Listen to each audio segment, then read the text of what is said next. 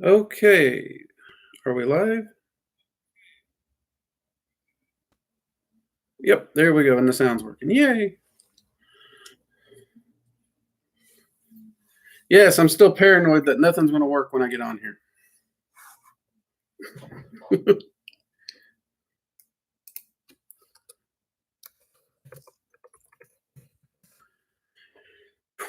All right, give everybody a little time to get in here. Hey, Peachy, good to see you again. And hello, Lakeisha McCoy. Good to see you this evening as well. I like that name. I don't know why. It's just one of those names. You just see it and you're like, I like that.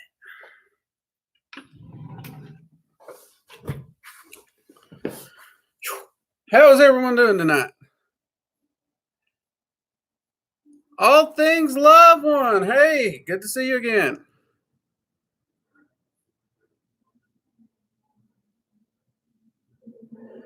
Hey, David, welcome, man. Good to see you. You live a mile away from where they built the Titanic? That is kind of cool.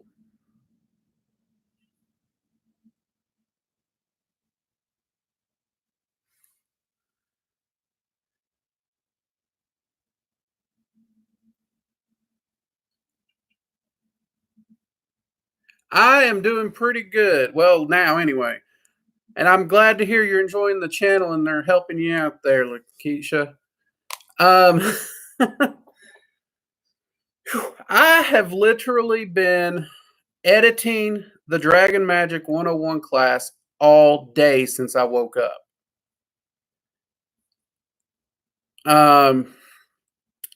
So it's been one of those days, because you got your head in headphones and you're listening to yourself and you're trying to figure out what that random noise is and edit it out and figure out, does that noise have to come out? And I don't like hearing myself talk anyway, so.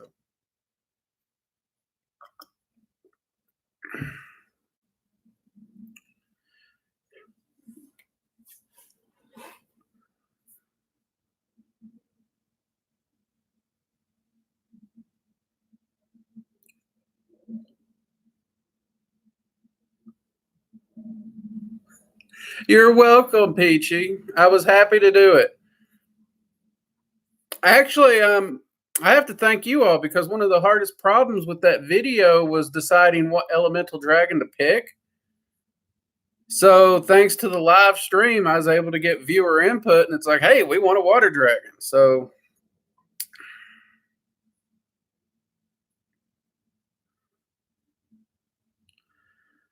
yeah, we're doing really well here. We've already got next week's video uploaded and ready to go, so I'm able to focus on the class, which I know everybody is wanting to just jump on that Dragon Magic class. I don't think I've had more requests for anything.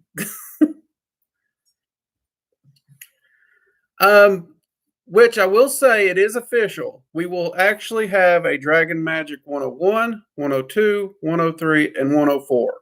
There's just way too much information that the dragons want me to include in these classes. Which I guess is a good thing because that means you're getting all the info.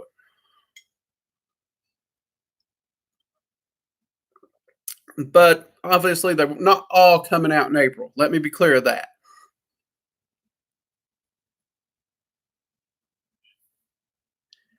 Well, I try to round out myself. I try to poke my head into different rooms and doors.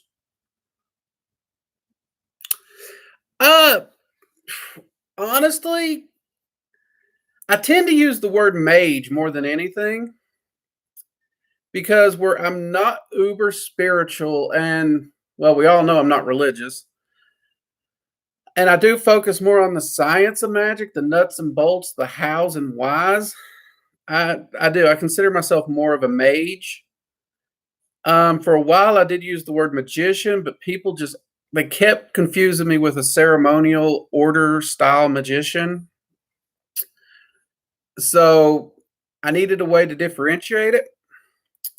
And I know a lot of my friends wanted me to use the word wizard, but I already have enough Dresden jokes. So no, I steered clear of that word. And I went with mage.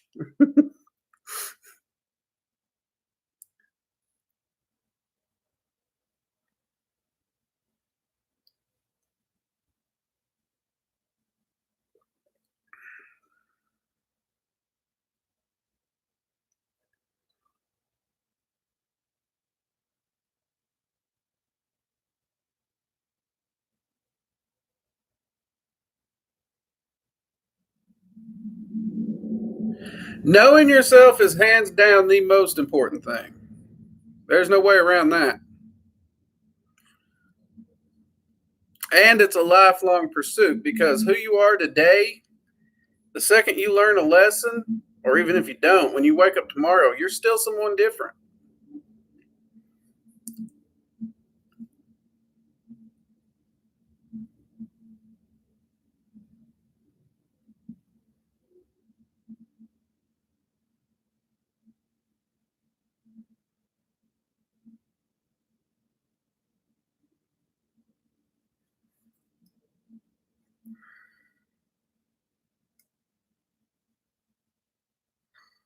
Why'd it restrict the message?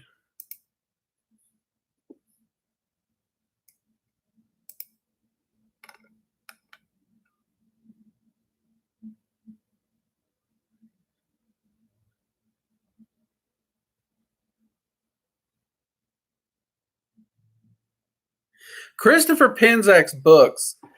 Y'all's probably tired of hearing me say that name. I love his books. Um, it is true. I don't often recommend a lot of Wicca style books, but the way Pencak wrote that series, he wrote it well rounded for, in my mind, any practitioner from any path can pick up that series, even if they don't know what path they want. And he talks about so many different variations that series can really help you find your path. And he covers so much in there. And every book has its own little focus that builds real well. After 15 years of scouring bookstores, I still haven't found one to replace it.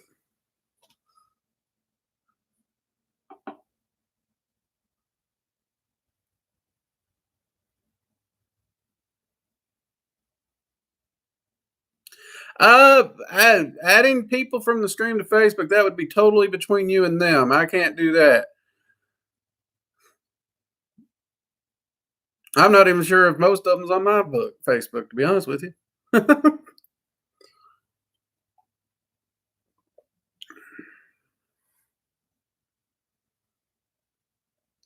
uh, I wouldn't say it's all super important at all, really. Um, in fact, one of the reasons I love Dragon Magick is it kind of isn't a path. I mean, when someone asks me, do I have a path? Technically, I have an answer that I can insert into that question.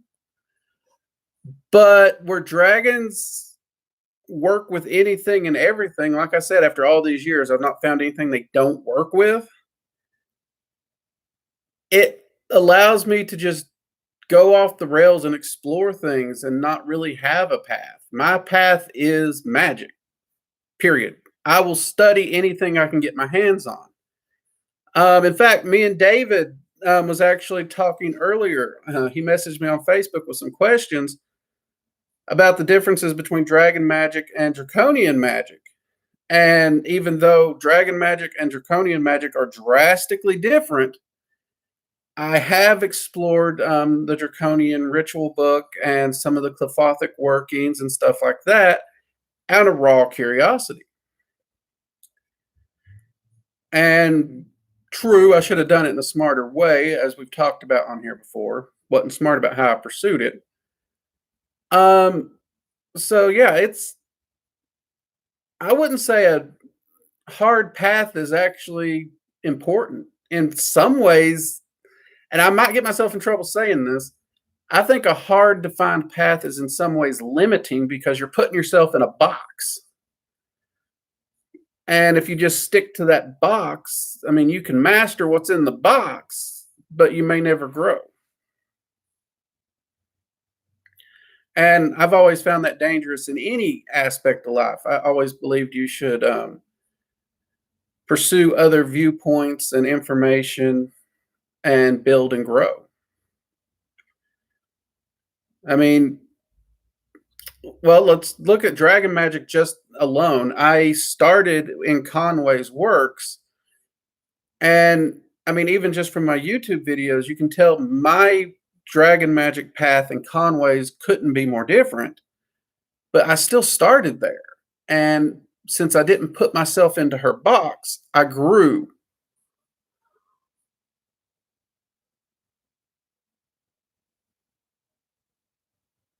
Oh, it's a great book. Here's some great exercises.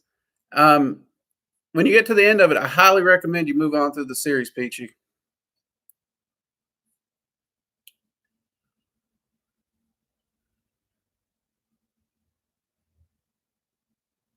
Oh, that makes sense.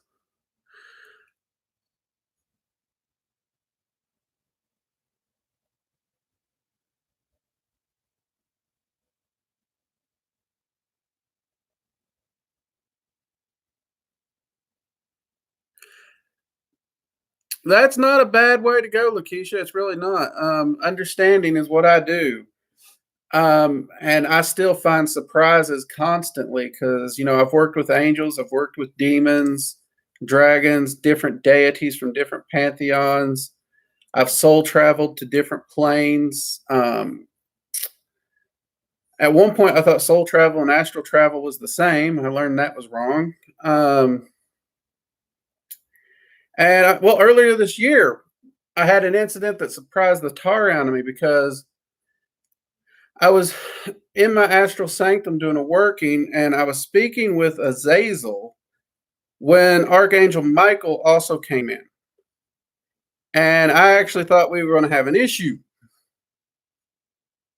But they actually shook hands and were trading greetings and getting along. And lo and behold,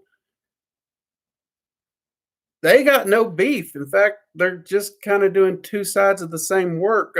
So, again, you see that balance in the universe.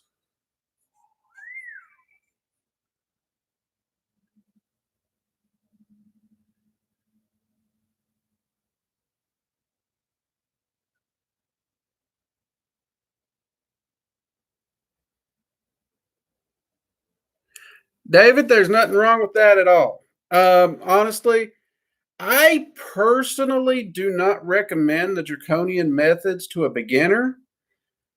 Um, for a few reasons. Not only are the rituals pretty intense and pretty heavy to get started with, but the entire system's built around a very aggressive tear down, rebuild ideal. So it's about tearing down the old self in a very aggressive manner and building yourself back up in a new manner.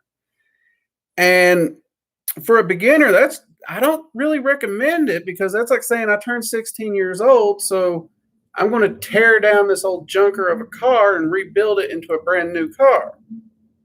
Well, that's doable if you have all the mechanical skills and knowledge. If you don't, you're in a world of hurt. You can probably tear the car down. I don't know if you can build it back up. Hell, I still couldn't build the car back up.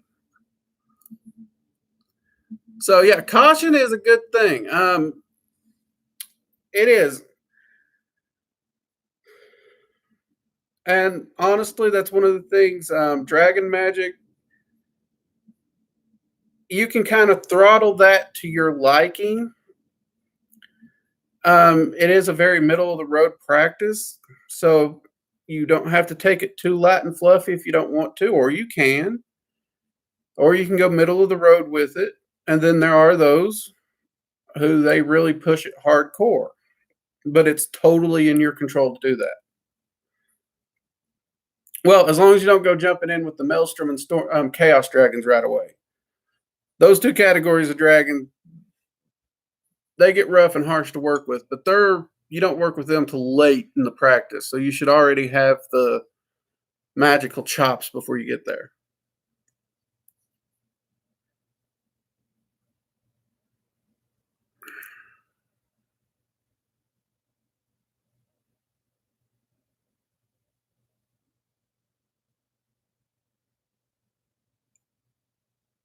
Yeah, well, it doesn't mean necessarily their lives. It just means what that's meaning in that book. I'm guessing you're talking about the Draconian Ritual book because that paragraph is in there.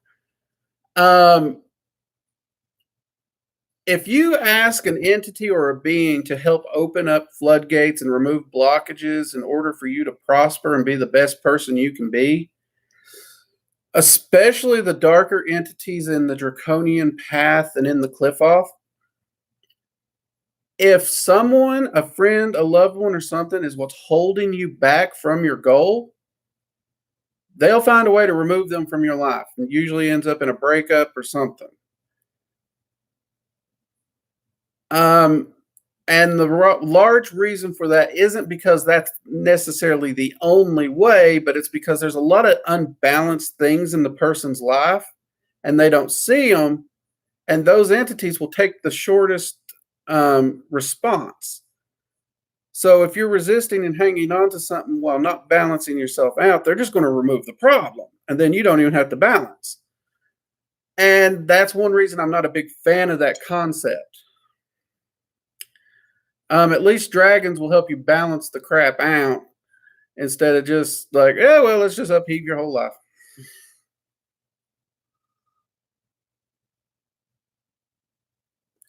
How cautious? Ooh, that's a tricky one. All things.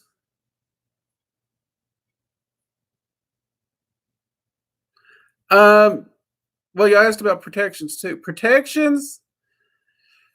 Honestly, when it comes to working with entities, especially well-known entities, protections really aren't that big of an issue. I actually ran a big experiment on protection circles. Any entity that you would call an evocation that can make a tangible change in your life, it's going to be able to reach through that circle. The circle will hold out energy. It'll maintain energy. It'll work like a container for energy. But entities itself, that's not going to stop. But that's not to say protection from energy is not important. I would say that's very important. And that's part of what daily ritual is. It's about balancing yourself out and controlling the energy in your life. And I would say true energetic protection is more about maintaining the energy than just building up walls and shields. Because if you can control and maintain the energy and utilize it to your goals, then it doesn't matter what's coming in because you're using it, channeling it, and transforming it to meet your goals, which is, in the end, the ideal behind magic, especially from a mage's perspective. Some more spiritual beliefs will say that, I don't want no negative energy near me. It can serve no good purpose. So that's kind of a philosophical point at that point. Now, balance was that the next question? I'm trying to get these. Protection. Oh, caution. That was it. Caution is a personal thing. You really have to take caution on your own, just like anything in life. So, because you are responsible for your magic. Whatever you do, it's on you. Even if you use evocation, you call up an entity, and that entity causes trouble, you're the one that's held accountable because you summoned it to begin with. That was your will to summon it. So you have to hold that accountability at all times. So the caution is just like anything else in your life. Me, myself, I'm willing to do stupid stuff in order to make fast like anything else in your life. Me, myself, I'm willing to do stupid stuff in order to make fast. At the same time, would I ever tell one of my students, hey, you got this half-built ritual, you don't really understand it fully, just throw yourself in and do it and see what happens? No, I'd never tell my student that. It's one of those things where I teach logical procedures and calculated testing. And for the most part, that's how I try to do my practice. But I also have a just kind of roll the dice side to me that I'm okay jumping into the deep end and seeing what happens sometimes. So that's when it comes to the caution area, you really have to take it on your own personality and what's right for you, if that makes sense.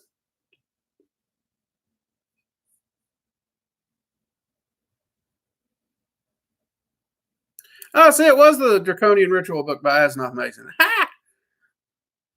It's kind of funny to believe I actually remember the paragraph.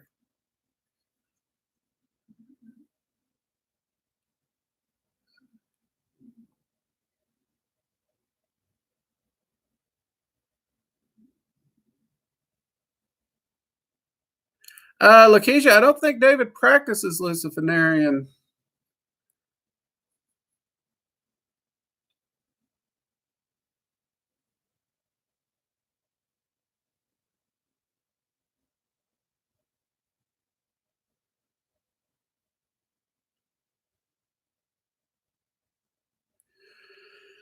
Draconian path, I believe. I'm trying to catch up on the comments and conversation here. We're active tonight, which I love.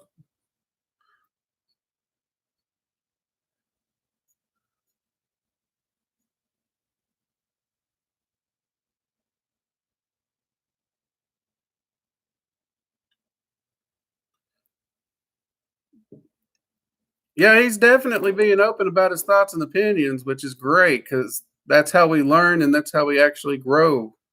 And that's what we should be doing, in my mind, is sharing thoughts, opinions, and information in a non judgmental way.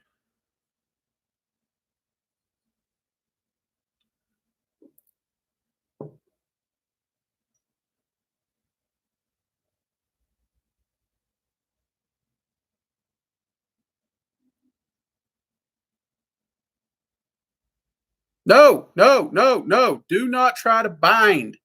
Um, now, okay, the word bind, that's where we're having the problem.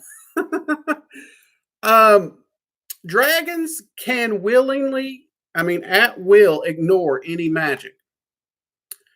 So to try and contain them, bind them, or anything like that will not work.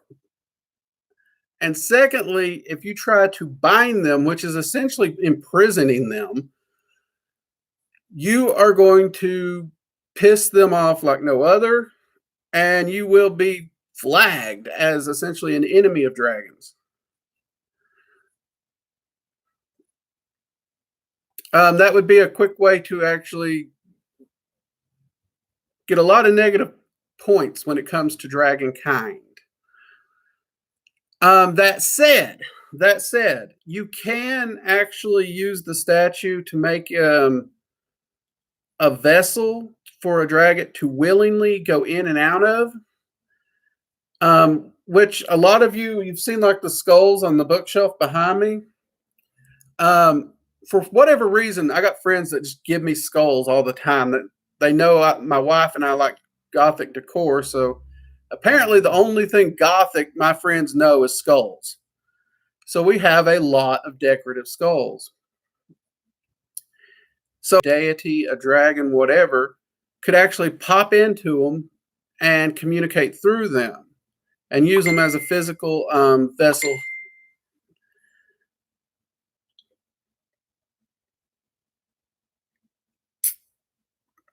So in that manner, yes, I would definitely use those statues, which I do actually have one dragon statue I use in that manner right now. I had two. One of them broke during the move. The mover smashed it. Boogers. Which I am actually going to put a proper draconian vessel making ritual in the classes. I'm just not sure which one of the classes that'll actually be in. In the meantime, what you can do is set it on your workspace, and anytime you're working with a specific dragon, focus on the vessel so that your communication is directed at the statue. and that'll start attuning the dragon you're working with to it, and that dragon will start associating it. And if you have a sigil, like let's say Torga, let's say you wanted to make one specifically for Torga, this is his vessel specifically as a gift. Put the sigil somewhere on it or tape it to the bottom, but do avoid binding. That's the only thing. It would work, and it's a great thing, and they actually enjoy vessels as a gift, but do not bind them.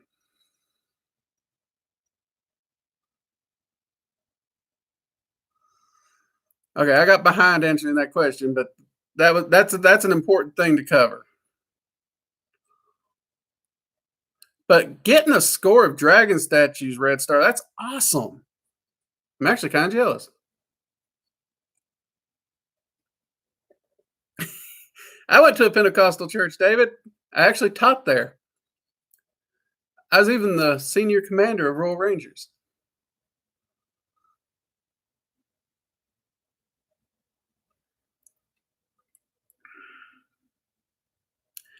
Hey, noobs are always welcome. You got to start someplace.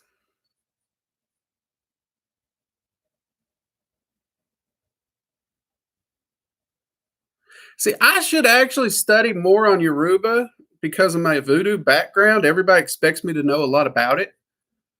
And I have to keep pointing out I was trained in New Orleans voodoo, which is different.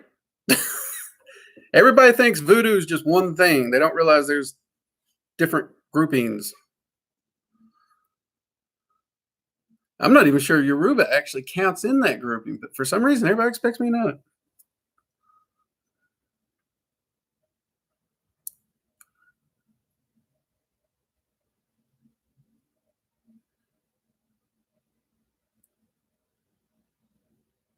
Well, David, don't worry because the Dragon Magic course is on schedule for mid-April. The 101 should be out mid-April on schedule, assuming my computers don't fry or something. So minus any catastrophe, we're on schedule. Oh, Red Star, no problem. No problem. No problem at all. Happy to. In fact, I want to see more people befriending dragons and actually approaching it in a way that they're going to get success. So, yeah, happy to do it. Yeah, the dragons aren't going to mind. They don't care about spiritual paths. Actually, David, were you the one that I told I actually do have a Christian student who studies dragon magic? I think it might have been.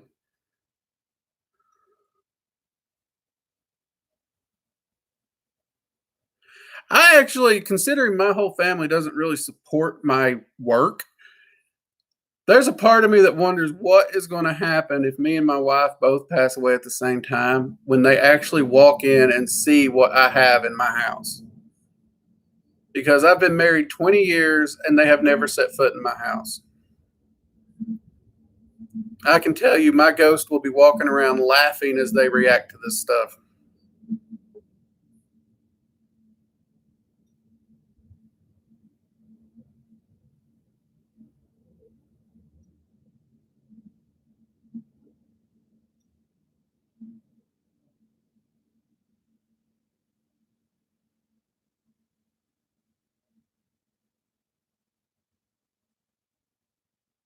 Working with the Akashic Records is fun, Lakeisha. All things loved one, just so you know. When it comes to Haitian voodoo, I cannot really help. That's a completely different beast. They have their own rituals, their own methods, everything like that. And I actually do not know anyone who initiates into that, though I am under the understanding that it is strictly an initiatory system, which most voodoo is. Uh,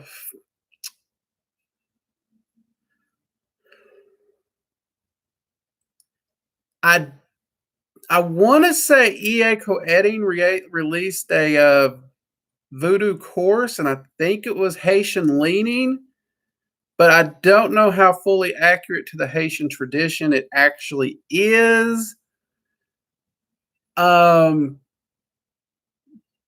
But at this point in time, without finding a teacher, that's the only resource I'm aware of, and I'm even hesitant on that one. But this said, I do know one Haitian voodoo practitioner, though he doesn't teach. He stopped teaching at all. Um, so if you do find a teacher, it is a wonderful practice that can really enrich your life. And I hope you find a practitioner or a teacher. I really do.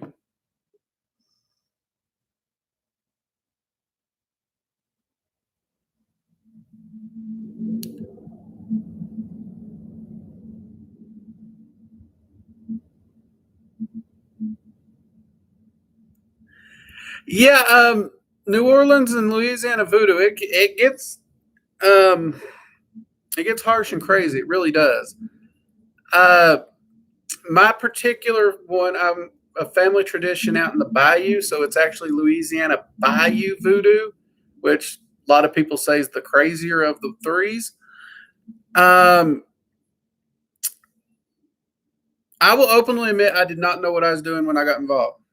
I was studying Wicca. I was early in my path. I was still just a wee little witchling. And my teacher's grandmother decided I would be learning that family tradition. And my teacher's like, don't you think it should be his decision? And my thirst for knowledge said, sure, I'll do it. And down the rabbit hole I went, not knowing what I was doing, which it greatly changed me. There's no way around it.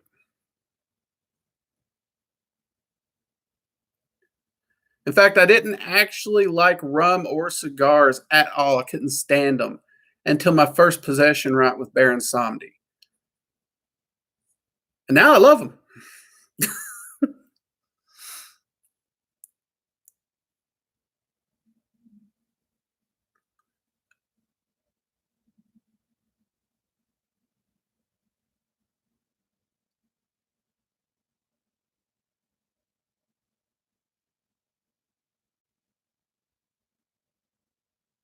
Well, David, I was baptized myself, and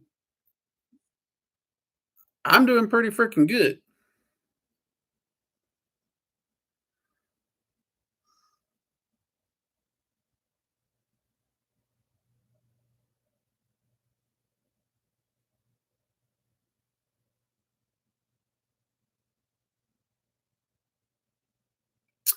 Uh, you're talking to a guy who's been shot at. I've been stabbed. I've been in bar fights, chased by cars and four wheelers. So I don't get scared easy. But during my training, let's see, can I? Yeah, okay, I can say this. Um, there's something that is often referred to as the path of the Asan.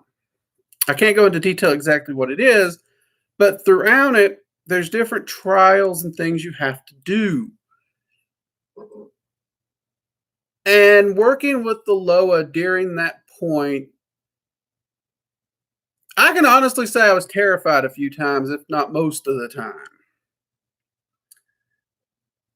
And but at the same time, it was that kind of terror. Well, I guess anybody who likes horror movies will know what I mean. It's like you want to, it's terrifying, but you're loving it at the same time, but you really are scared.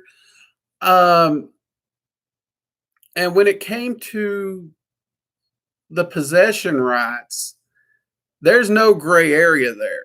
You either go all the way or none. There's no middle ground. So it really pushed the limits of what I thought I could do and what I thought would be okay. Because Wicca is a very small bubble compared to magic overall. So coming from that little tiny bubble into something as broad a spectrum as voodoo, it it really changed my entire perspective.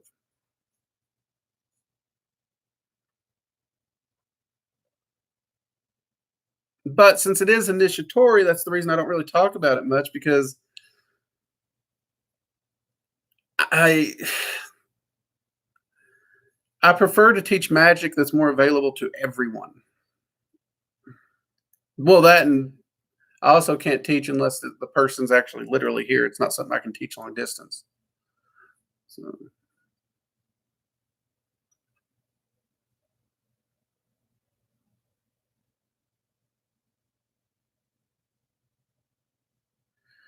no, that's fine, David. That's not a bad conversation. I mean, I actually work with the church even now. Um, my wife's military. I've actually trained a few of the lay leaders on one of the aircraft carriers, which that was actually kind of cool for me. They needed a pagan lay leader, so the chaplain got me to do that. Um, yeah, and I've worked with a lot of pastors. I actually have one pastor that contacted me to talk to his daughter because she was actually interested in witchcraft, and he wanted her to have someone respectable and that would teach her a broad thinking, and he wanted to make sure she didn't end up in a cult. So he actually brought me in to talk to her, and if she was genuinely interested, to teach her.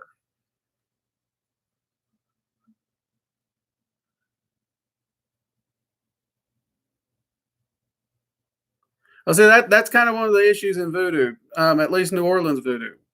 The possession right, it's an all or nothing right, and you can't fully complete your training without it.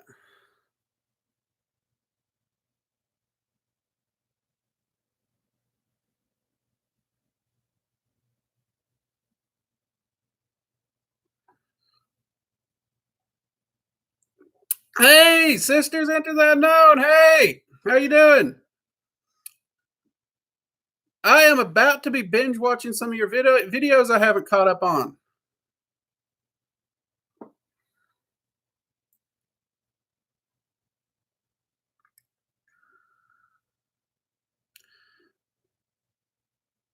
Great to see you in here. Thank you for showing up.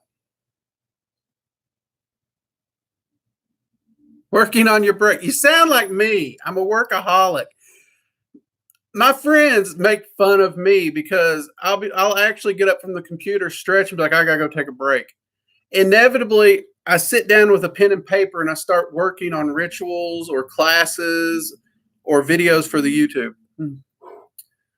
When you when your job is what you love, inevitably you just even your breaks end up being work.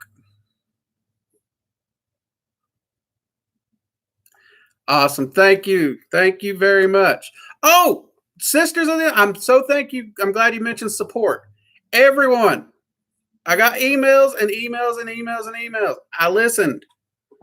The Dragon's Eye seal, both the artistic one and just the plain one in the red and black that would look more like this. Only red and black, that's printed out, obviously. If you go to the merch store where we have the canvas ones, we now have the roughly 5x5 stickers. So if you have a journal or a grimoire about this size, you put it on the cover or inside real easy. Y'all asked, I listened.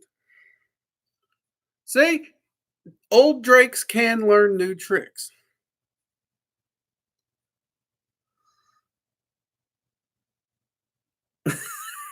Thank you.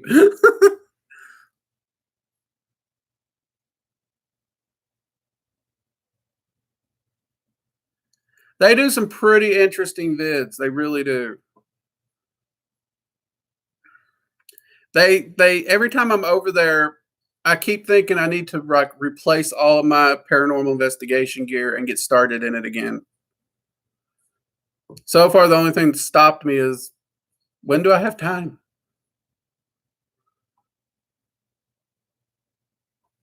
Take it easy.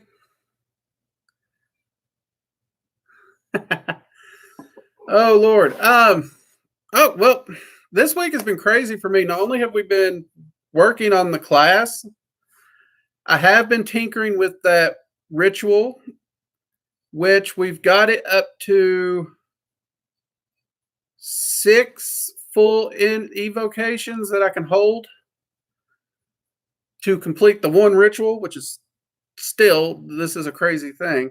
And if the dragons have their way, this ritual they've got me tinkering with now, that will actually be like one of the very final rituals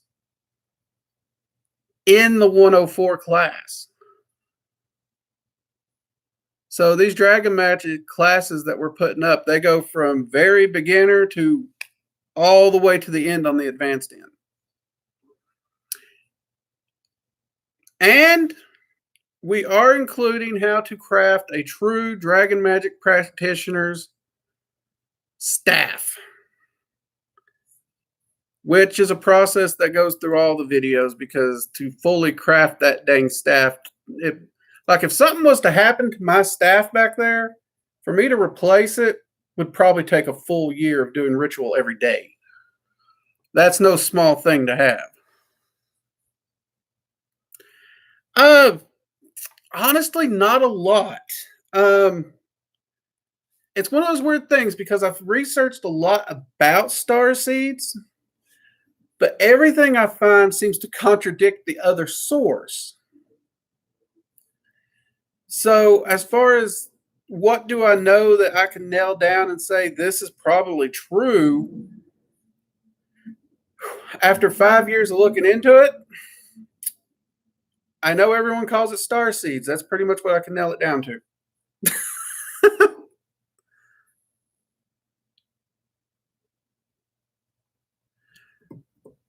Would you be able to use star seeds with dragon magic? Most definitely.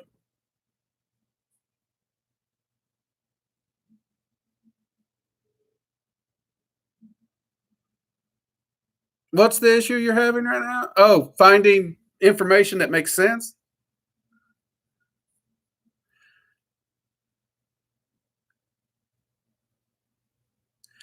Um,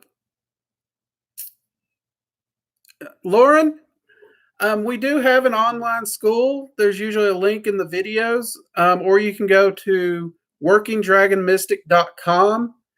And then in the side menu, when you click and open it, there one of the menus says classes. It'll take you straight to the school. Right now, we have 2 classes that are live. One is a full beginner to advanced meditation course. It's a massive class. I really should have broke it into smaller classes. And we have an arcane sight, aka clairvoyance class, that is free for anyone who wants to sign up. And the Dragon Magic 101 class will be going live mid-April. And the other Dragon Magic classes will be going live every few months after that, because like Dragon Magic 101 theoretically should take a month to maybe 2 months to complete, depending. We are also scripting a candle magic class, which actually there's a good question. Barring dragon magic, okay, we can't vote dragon magic because we already have 3 dragon magic classes slated and almost fully mapped out. 2 of them are fully mapped out. So those are coming. What classes on what topics of magic would you like to see us prioritize to get into the school?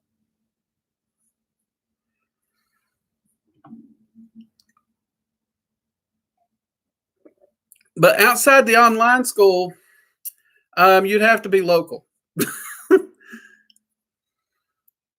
In which case, I'm in Virginia Beach, so most of my viewers aren't really around me.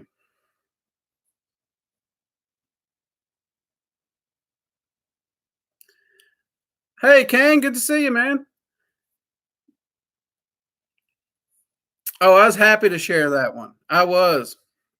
It was nice to get in touch with Torgray again, too. I forgot how much fun he is to work with. Nothing wrong with being a newbie, Truth Seeker. We all start somewhere.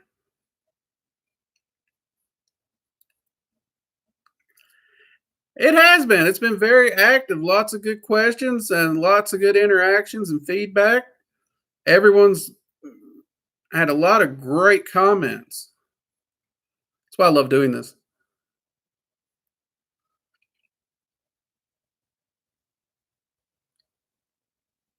Yeah, Lakeisha, when it comes to the starseed,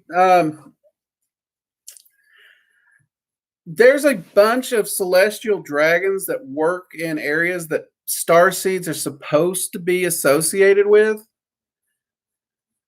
So I'm hoping when I get some free time, I can actually do some evocation work and some soul travel work and work directly with them to learn more about star seeds and get something more concrete.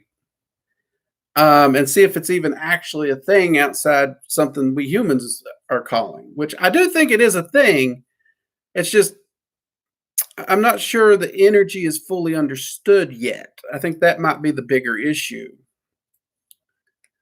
But I do want to do more research in it. And that is a wonderful question.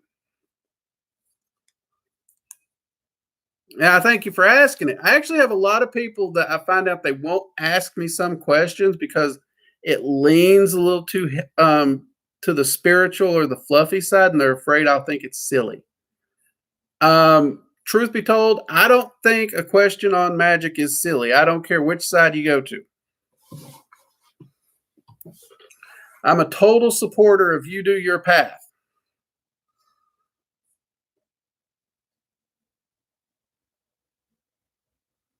Oh, we're happy to supply it. I've been teaching now for 10 years, and I was getting so many requests from people who there's no way I could teach them. I couldn't because I cannot fly to like Dallas, Texas, or Colorado to teach a class and remotely still have a bank account, unless I'm willing to charge them for the plane ticket, the hotels, and all that. In which case, the class is going to be astronomical. So y'all kind of have to thank my wife because she's actually the one that convinced me to go digital and start uploading all my classes like I would teach them in seminars or with students to an online platform, and to start the YouTube so that all the more basic, simple questions and videos that I can cover in smaller videos, it's there for anyone who can click on it. So you all kind of got to thank her for convincing this old caveman to go digital. Because I still use pen and paper. So, yeah. But I am happy to do it. I highly enjoy it. In fact, I've said it many times. One of my favorite things about teaching or even sharing information is the questions. People will ask me a question that forces me to think of something from an angle I haven't ever considered. So it actually accelerates my ability to learn too.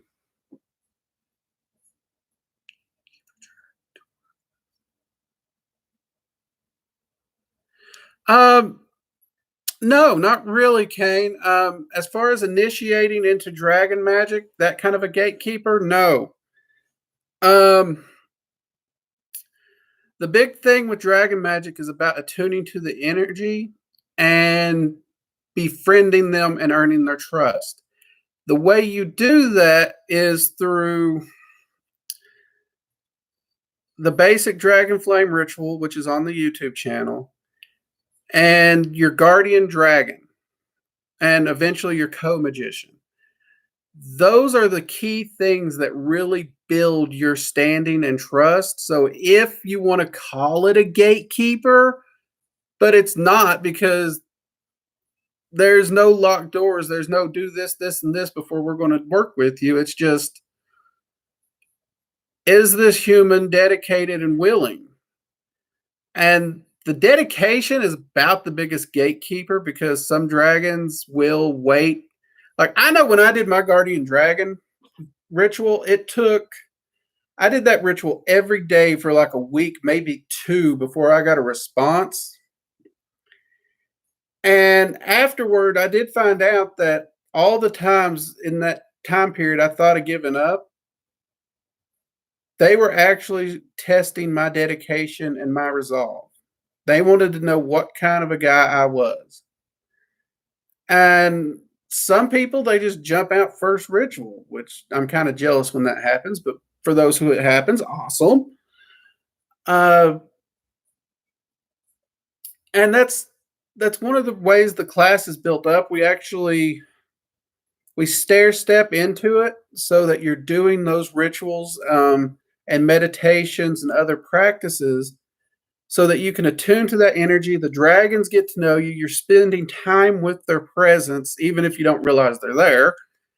And then we're going into finding your guardian dragon.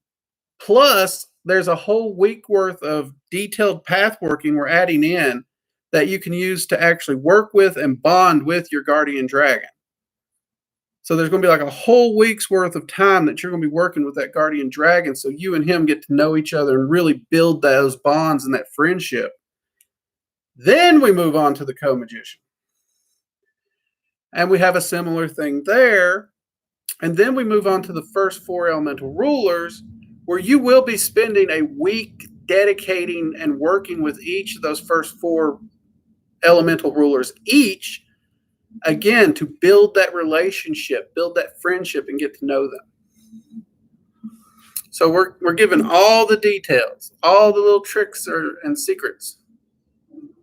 But as far as a true gatekeeper, you shall not pass until you stand on your head, rub your belly, jump up and down, cross your eyes, and say this prayer. Nope, not going to happen.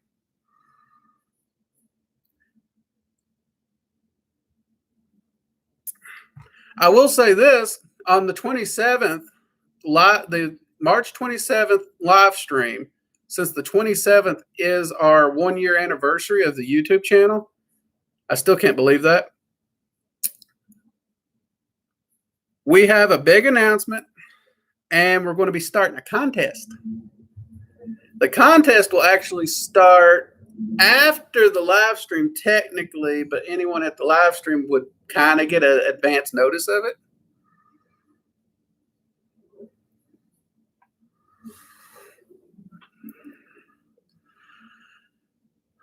Kane always comes in here with good questions. He don't say a lot, but when he says it, you can tell the man's been thinking. He definitely earns his name.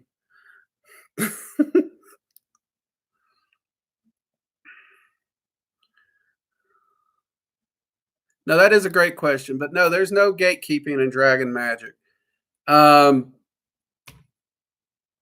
what I've always enjoyed about it. In fact, most people who know me know gatekeeping in pretty much anything drives me batty. In fact, the single thing that irks me in voodoo is the gatekeeping, but I respect it because it is a tradition that is built around that entire system and situation. So I understand it and I respect it. But that doesn't mean it still doesn't irk me.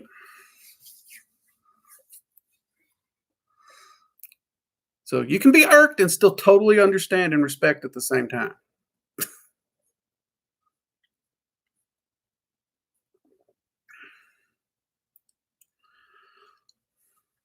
Oh, and while I was making the stickers that I told you all about, I actually saw a place for a wall hanging. So if y'all would be interested in the concept of like a tapestry type thing with the dragon's eye or something, let me know.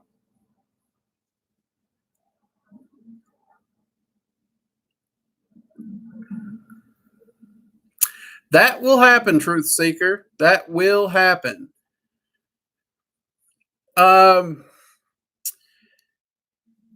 I've told the story about how I talked to a person at an air freight shipping facility, an international one. So, security was super tight, but everyone who saw him freaked out because he's not on the security cameras. He didn't exist. I have since learned that that was indeed a dragon, and I have actually met the dragon who done that. And that man that I talked to that night is actually the one who first set me on dragon magic and told me to look at Conway's books. So, yeah, they have no problem popping up when they want to. And where they can ignore magic, yeah, they can just It gets annoying, but they can just walk through wards and everything.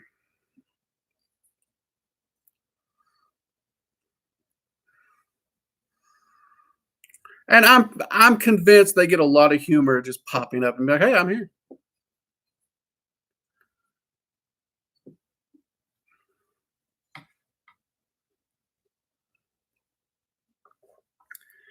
It's kind of like where I said I've never seen Torger's human form. I am convinced it amuses him to just create a puddle of water floating in midair when I evoke him, so that his head can just go whoop. I think he just does it on a strict amusement only.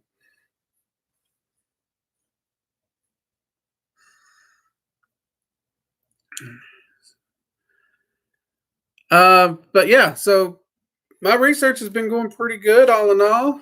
The ritual's coming along pretty well,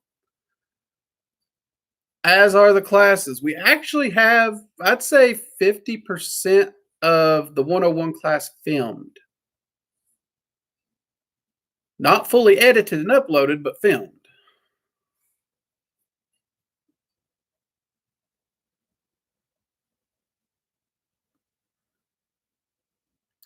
Oh yeah, they love to play with the clouds. You actually don't hear as much about clouds and stuff. I got to shave my mustache; it's starting to itch. Um, it's weird because I hear more about people. They see them in fires. Firemen, definite fire. Well, okay, most of the people who see it in fire are firemen. So let's be honest, they have a lot of exposure to fire. So there's probably a ratio reason for that.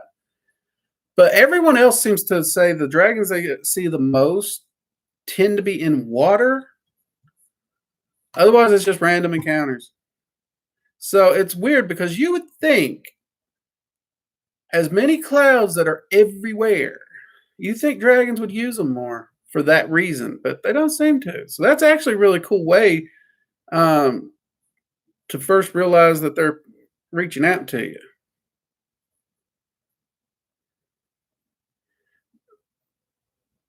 I mean, everybody's like, mine was so cool. I was like, no, mine's just proof I was stubborn and I was an idiot because they had to go to that extreme to get my attention. I mean, even when it happened, it was another 4 or 5 hours before I actually was like, okay, fine, I'll do it. Because I even when we realized the guy didn't technically supposed to exist, I didn't believe anything of it. I didn't think anything of it. I actually had to be in the security room looking at the security footage before I actually finally was like, okay, okay, okay, fine. Maybe there's something to this.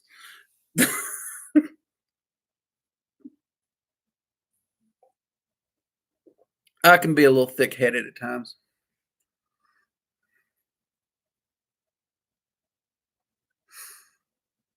But anyone who's followed this stream long enough, they're probably not surprised by that.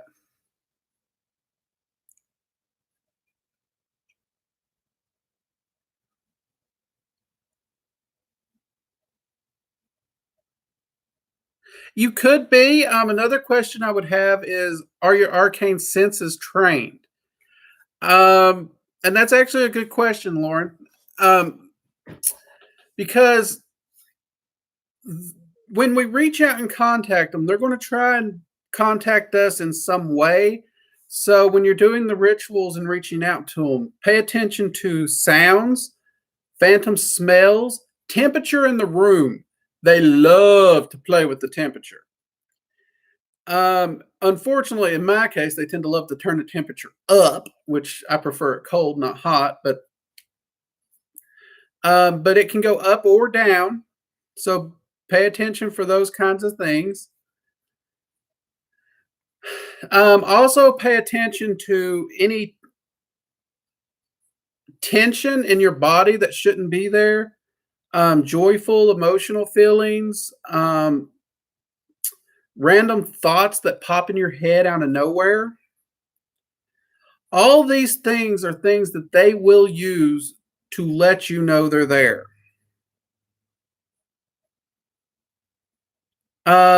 Now, if you're actually trying to see them, that actually does take the arcane sight and clairvoyance to be trained up, which is why we did the clairvoyance class and put it on the school for free. That is far too valuable of a skill for it not to be trained by everyone. And it was teaching arcane sight was a bit more than I could do in a YouTube video, even though I wanted to. So I just crammed it into a little mini course and threw it up on the school for free. So you can pop over there, sign up.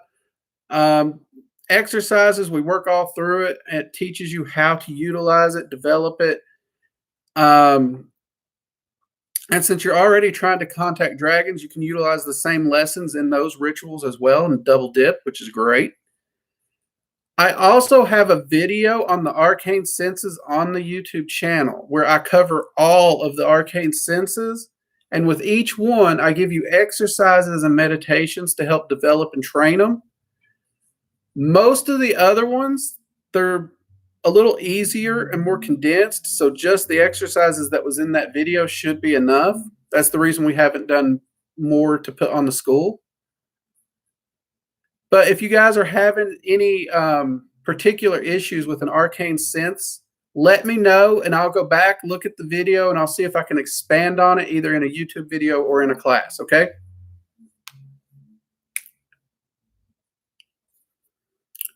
Truth Seeker, that's awesome. You got a name. That is awesome.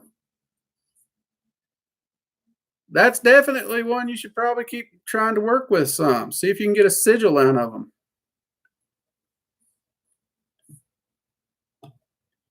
You were directed, oh Lord. Oh, I was sent to a book. You were sent to a madman. Huh, how about that? Actually, does this sound arrogant when I say I'm not surprised? Because, I mean, it still seems weird to me, but I've been putting in all this work and they've been funneling all this information on how to build this up. And the channel was literally just like dragging itself along half dead. And then at the end of last year, we did a dragon magic video and the channel just blew up. And I mean, it's clear my viewers want dragons. They want more dragon magic. And I was even planning on, I don't think the first dragon magic class would have hit the school till the end of this year at best if it hadn't been for you all. So yeah, I think the dragons are definitely trying to use me to get that information out. And I don't mean that to sound arrogant because clearly it wasn't something I was registering very well. Otherwise, I'd have started doing so sooner.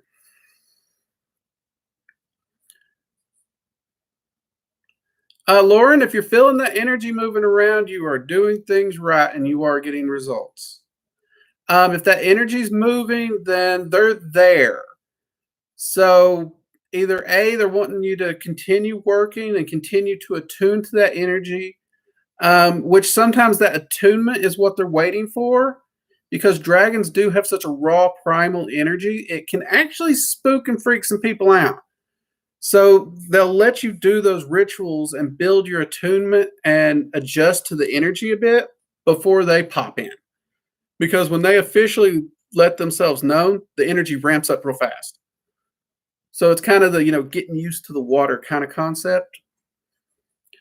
But it can also be you needing to train those arcane senses. So if you were in my class as a student, I would say to work on both through meditation and different trance works.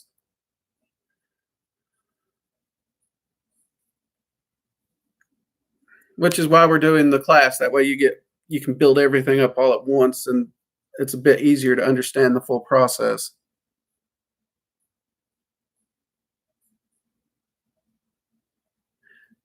That is a gorgeous ideal, Kane. That's actually what I do.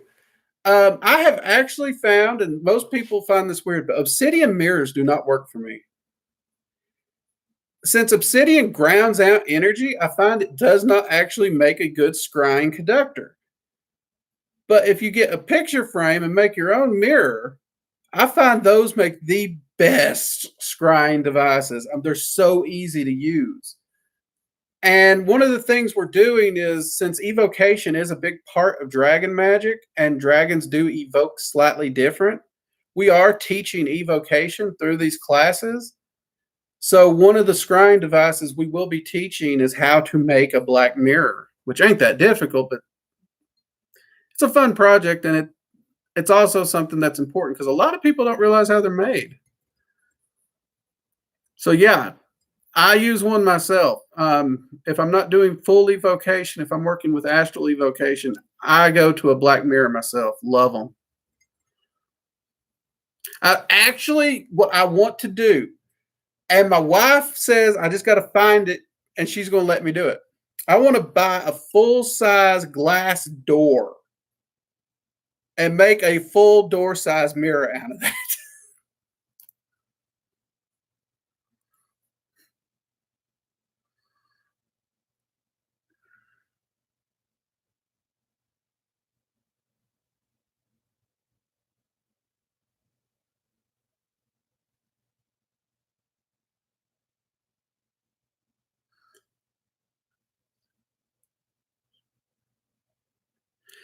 That's all you need to do, Kane.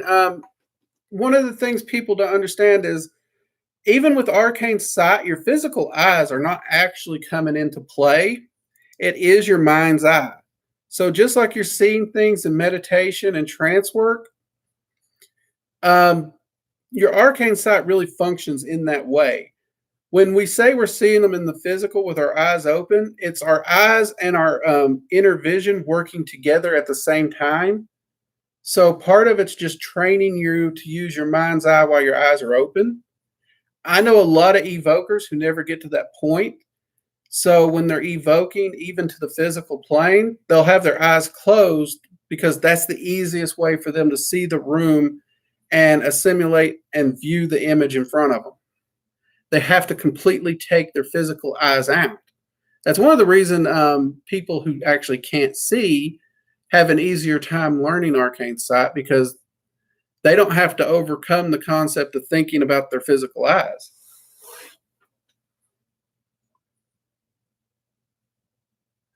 Isn't it? Is that not the coolest thing? Everybody always tells me they don't have a scrying mirror. I'm like, bull crap. You got a cell phone.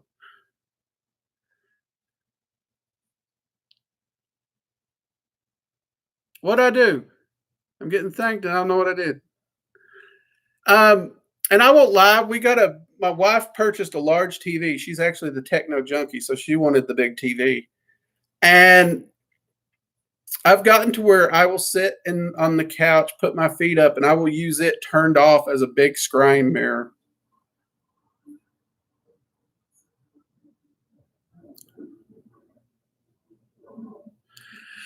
Um, oh, that's kind of tricky. Oh, okay, let me think.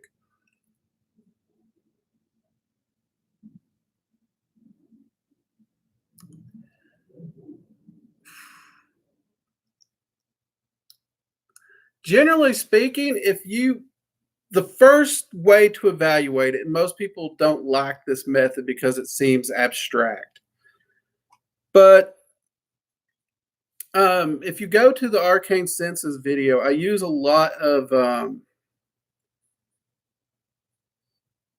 physical sensory induction and then switching it over to completely using your arcane senses, or what could easily be called your magical imagination. So for hearing, you would listen to a sound over and over, like let's say 3 or 4 times.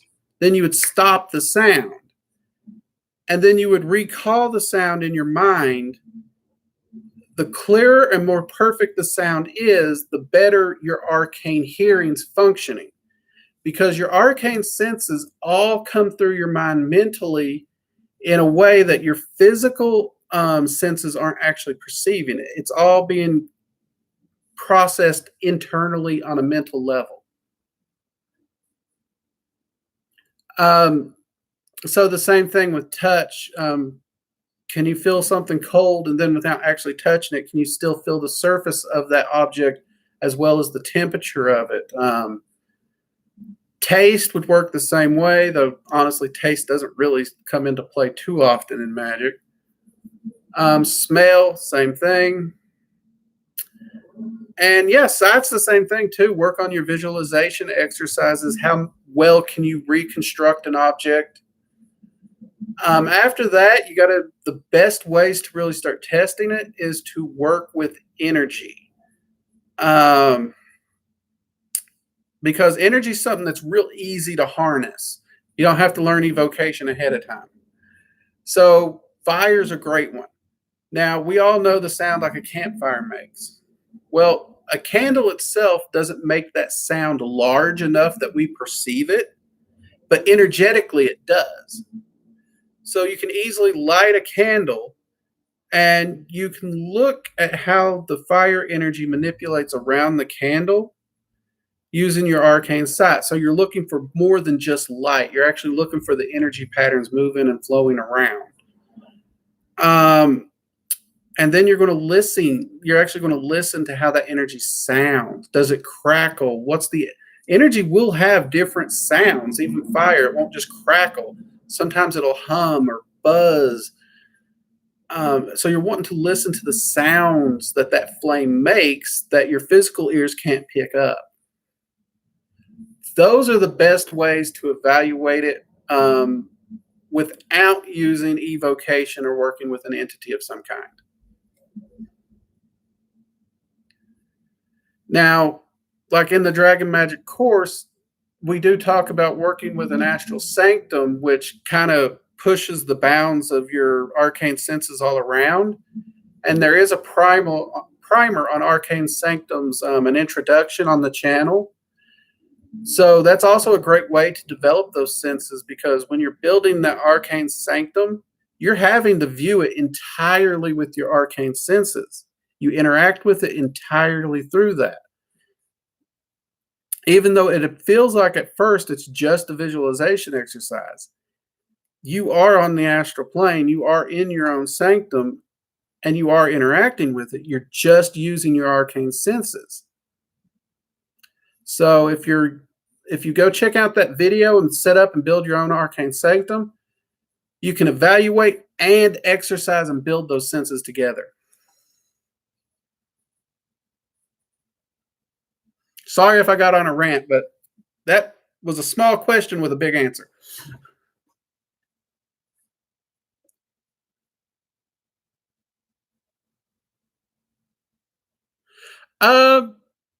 I don't usually put mine away. It's usually actually sitting in my ritual room. Obviously, I never cover the TV up when I use it. So any of those little things I've never had an issue with. Now, I will say, do put some kind of cloth over it and cover it, not for safety, not for open portals or any of the things that, the horror stories we've been told, but to keep dust off of it. Because there is nothing more annoying than going down to sit down and do your ritual. The mirror looks clean. Everybody knows glass looks clean when we first look at it. Then you sit down, you get the wiggles out, you get ready for ritual, you light that candle, you're in the scrying environment, low light, and you're gazing right at that mirror. And the first thing your arcane senses perceive is every speck of dust on that mirror. And that will jerk you out of the scrying state like that. So for that reason, I do advise covering it just to keep the dust off it. Or dust it every time before you use it.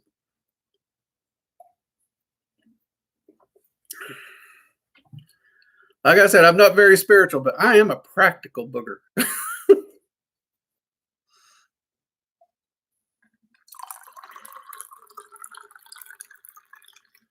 Oh, you're welcome, all things. I'm happy to answer questions.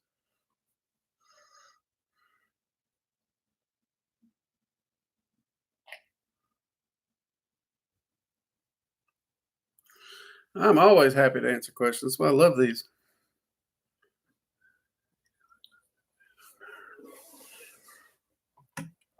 So, yeah. And yeah, the arcane senses, it's weird. I don't know why they're not better covered. One reason I did that video so early in the channel is because you don't really find any books that really talk about them or even remotely tell you how to train them. In fact, most books tell you you either get it as a gift or you can't have it. And that really irks me.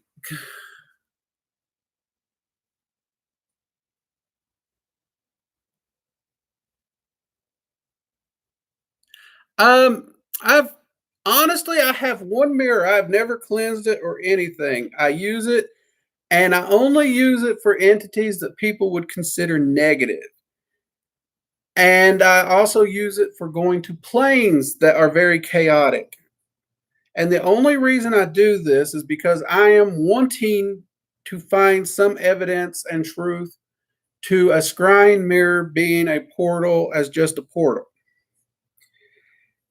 Now, the reason I say this is because if you're using a scrying mirror and you're doing the scrying ritual, the connection with the mirror actually breaks when you stop the scrying process. So that's like essentially unplugging the TV.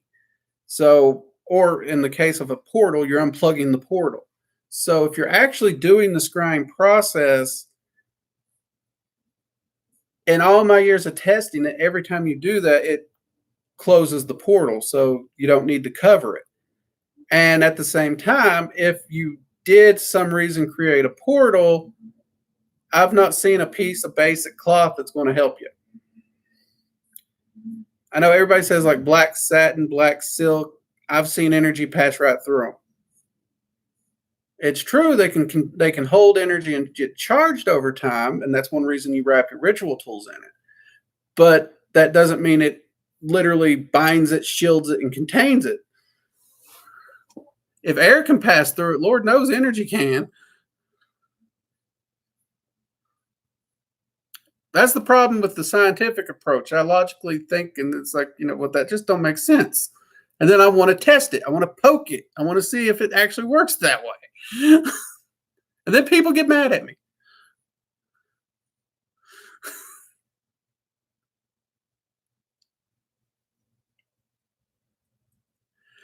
Lauren, that I've enjoyed the times I've worked with Pan.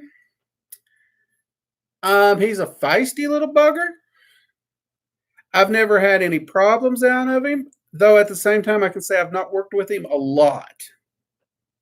If you set all the days I've done rituals with Pan together, you might get 3 months. But over the years when I have worked with him in rituals or celebrations, I've enjoyed him. Now, I will say that I've noticed a trend that people work with his energy. They end up, we'll say, extra frisky afterwards. Let's use that word. So, and I do know one person who recommends if anyone's having frisky issues, work with Pan to revitalize them. And from what I've heard, it works really well. But I personally, one-on-one as acquaintances, I've always enjoyed working with them. Which you all know, I don't worship any entity. I just work with them as equals and allies, and hopefully make friends with them. And I've enjoyed Pan's company. Pan is definitely a guy I could sit and have a beer with. I wouldn't question that at this point. But he's not one of the ones I'm closer with just because I really haven't worked with him a lot. Most of my time working with him was when I was more Wicca pagan focused.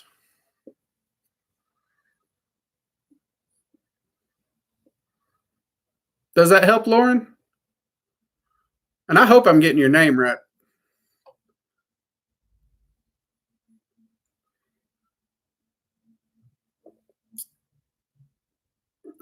Standard warning, I do my best on y'all's names. If I mispronounce them, I'm sorry.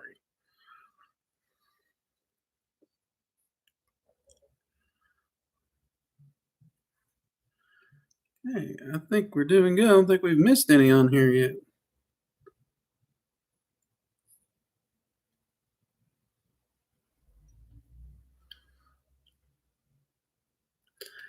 And no, for those who use cell phones, yeah, it's not very ceremonial. It's not very esoteric feeling, but it works.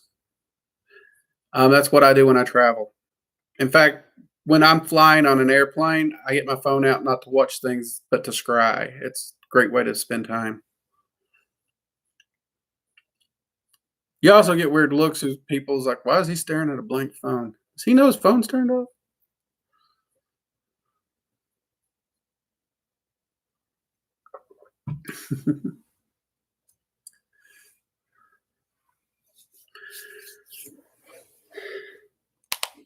But yeah, think about what topics you would like to see me put classes on in the school.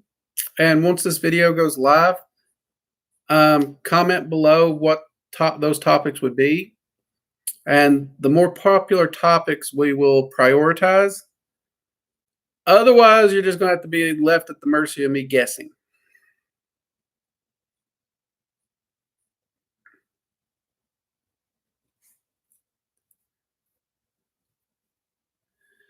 All right. Any more questions?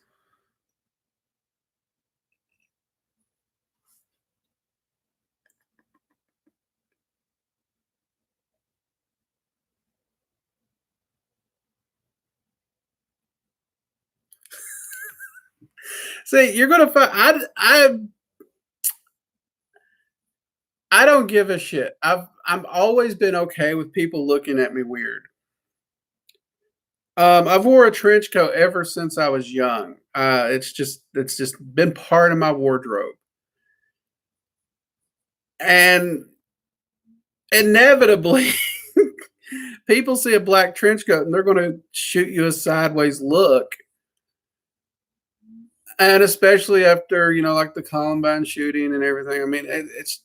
But I do what I do. I am who I am, and I really don't give a shit what people think. I tend to embarrass my friends a lot because I will haul off and do something that they're like, I can't believe you just did that. It's like, why?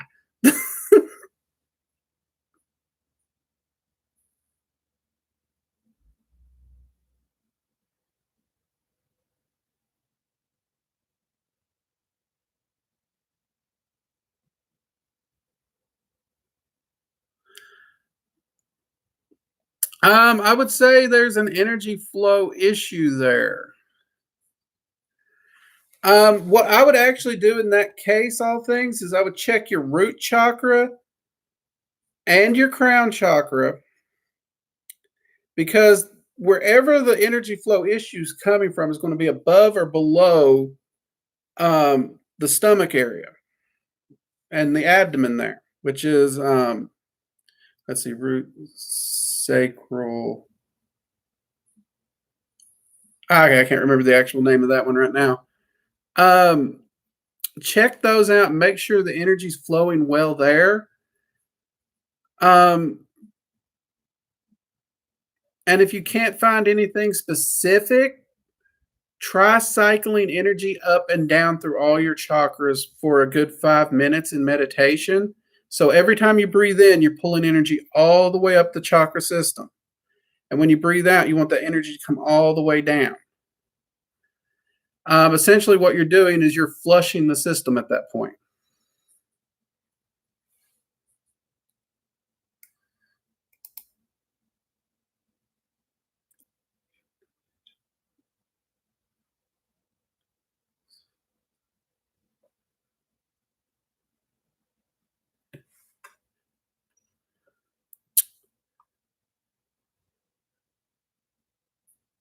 Who is my favorite entity to work with? Ooh.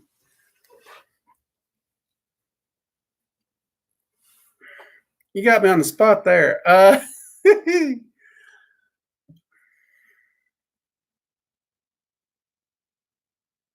That's really, really hard.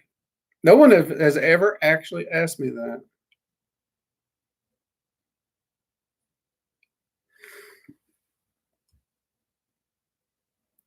What I'm thinking on that, dragons love all crystals. They love shinies.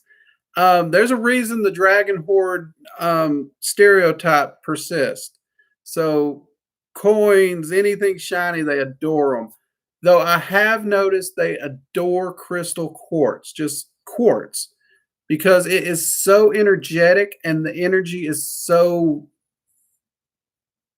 programmable. It can literally be made to go any direction you want.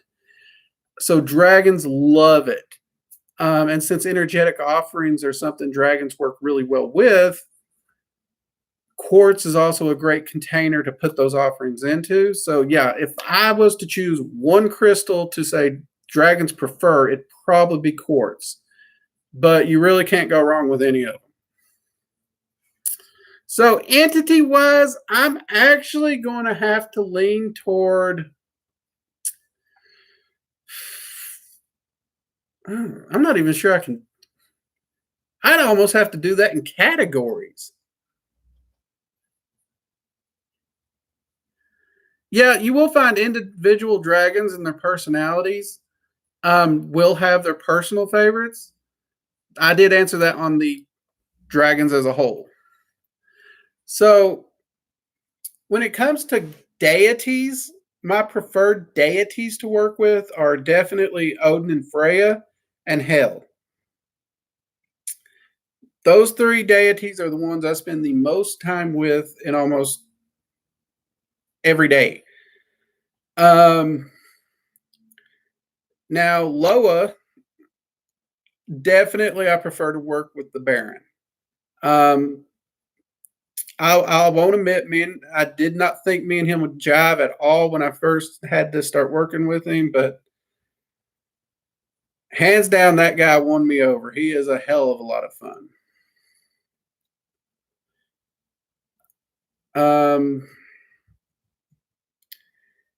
Demons, my favorite demon to work with at this time is Azazel.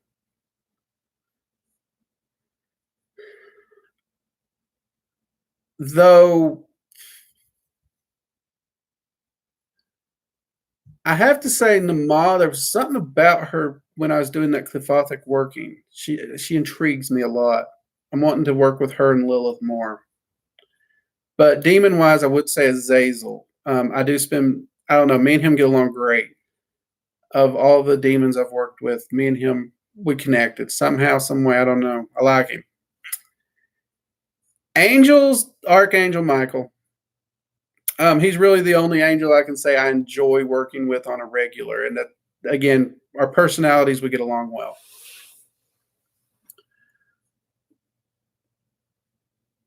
And did I answer that? I forgot. Yes, dragons love singing bowls. They love vibrations because vibrations create energy.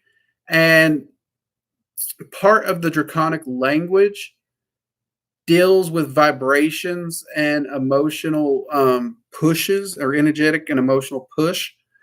So their communication is something it goes on levels we can't even touch. But they love singing bowls. They love music. So yeah, singing bowls are great if you can use them. I can never get them to work, me personally. Well, I mean, I can whack them, but I can't actually get them to sing. I don't know why. I've never been able to do it.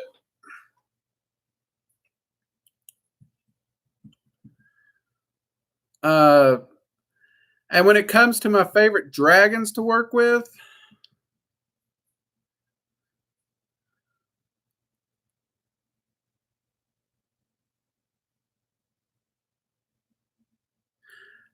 there's too many to actually narrow that one down. But if I had to pick out of, let's just say, the 9 elemental rulers, I would say the ruler of fire. And it's weird because he's also probably the one I find likes to annoy me the most. So in a lot of ways, we kind of have that traditional bro friendship where we pick on each other a lot, yet we're also really, really close.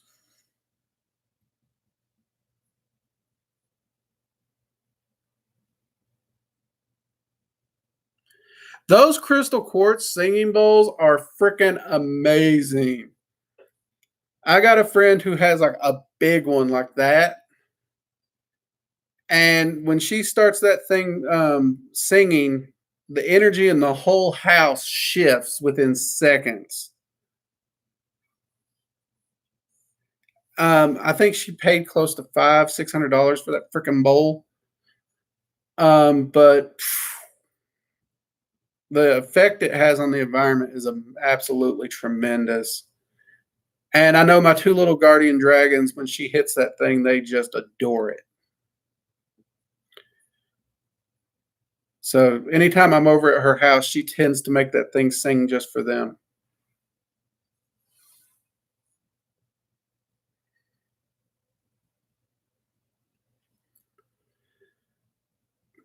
But was that a reasonable answer to the what's my favorite entity to work with? Because you kind of hit me with a hard question. I work with a lot of entities.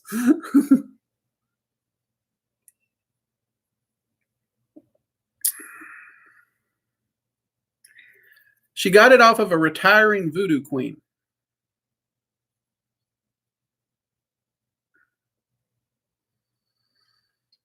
So it wasn't at market value. And as I understand it, she really only sold it because she couldn't take it on where she was moving because, how big it was.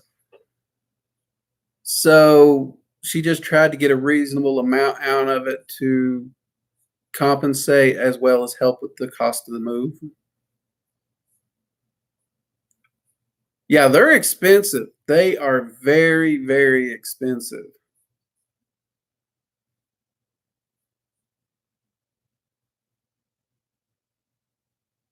Oh, yeah, everyone benefited. Totally blessings all around on that one. I don't foresee my friend parting with it.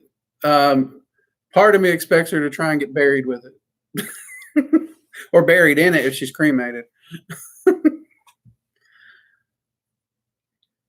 don't know if she has any kids. Maybe she'll leave it to them. Who knows?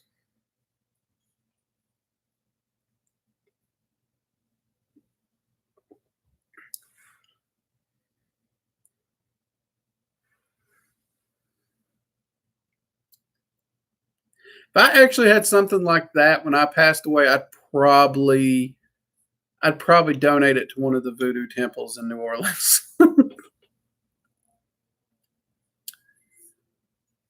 uh Meditation techniques. Out of the basic meditation techniques,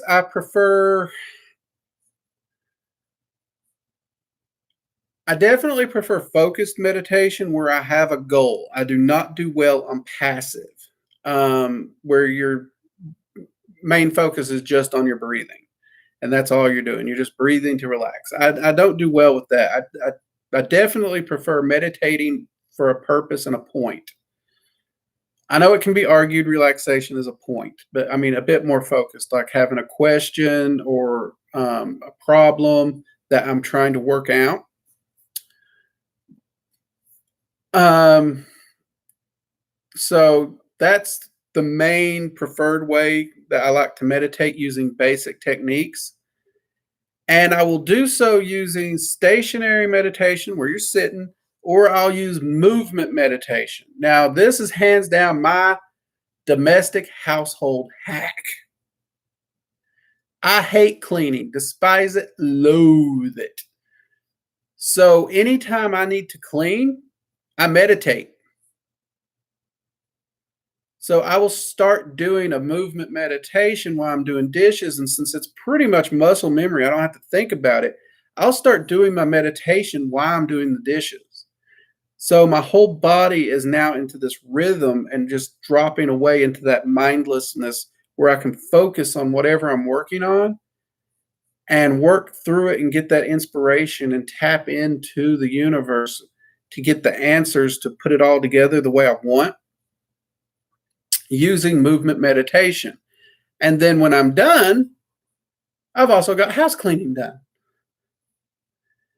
And since I was totally focused on whatever I was working on in my head, I don't even remember doing the house cleaning.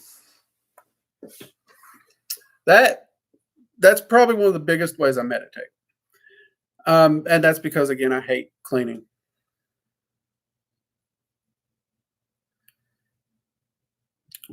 Uh, in more advanced meditations, I prefer energy cycling style meditations where you're pulling energy in, filling yourself up to the point where it actually erupts out of you, and then you're pulling that same energy back down, and you're creating a full current so that energy is constantly cycling through your energy body, and you're constantly pouring or pulling more and more in. So that circuit is not only constantly running through your whole energy body, but it's getting stronger and stronger every time. One of the meditations I use for this is actually called the Dragon's Fire meditation. And it's actually the first meditation I teach in the Dragon Magic class. Um, Tremendous, tremendous. The benefits, I mean, not only does it build your energy body up, strengthen your energy body, which in turn strengthens your magic, your manifestation rates. Um, Increasing the amount of time you can do energy work and stuff before you get to an exhausted state. But it also, I mean, the effects it has on you just healing wise, balancing you out, keeping your energy clean and stable, it's just amazing. That is hands down, if outside just basic meditation techniques, that is my go-to.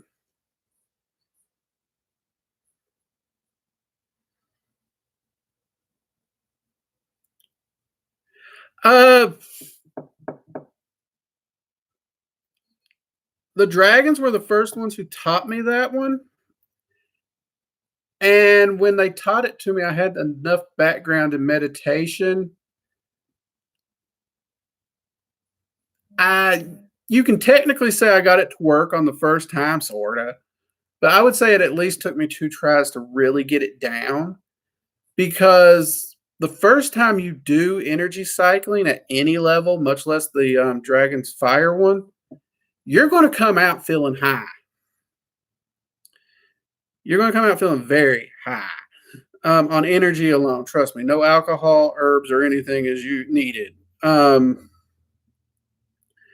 So it took me a time or 2 to actually utilize it fully because of that, and I really did not expect the energetic impact it would have, even though it is such a basic meditation in dragon magic.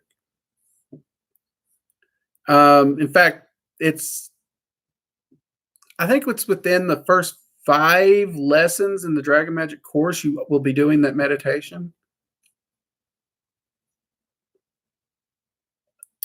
But yeah, they're the ones who first introduced me to energy cycling. Meditation itself, that actually was really hard for me for the longest time because of how it's communicated. Everyone tries to tell you want to be mindless, you want a blank mind. And it took forever until I actually was speaking to one practitioner and they cleared it up. They're like, no, that's the exact opposite of what you want, because your mind, unless it's dead, can't technically truly be blank. And if you do clear your mind during meditation, something's going to pop in there. And that would always frustrate me. Well, lo and behold, she's like, that's the point. It's supposed to pop in there. That stuff popping in there is how you get communication and answers. So even if you're doing just a, clear mind meditation where all you're focusing on your breath and you don't really have a question, when you're at that peaceful center, the reason things are popping in your mind is that's the universe saying, hey, you might want to examine this. You might want to look at this. Or it's dropping a piece of advice to you.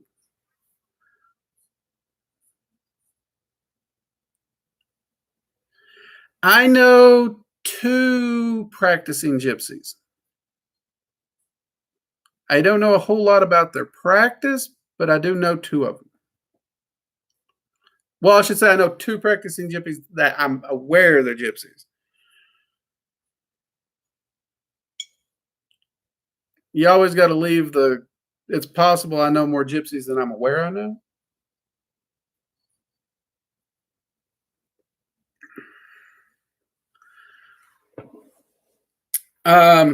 But one of them is.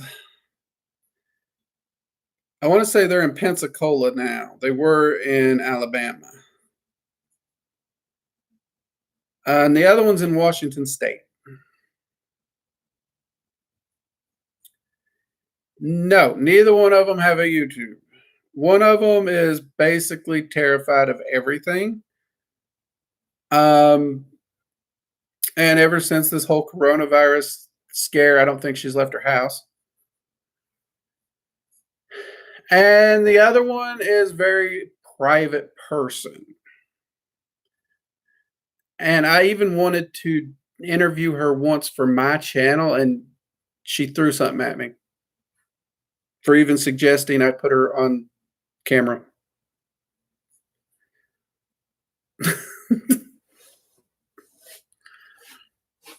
So, but no, I wish I knew some that had a YouTube channel, because this is a great medium for sharing information. But at the same time, so many practitioners are so private, it's hard to find practitioners willing to share good information. I mean, I get messages from YouTubers telling me I'm sharing too much information and being too open.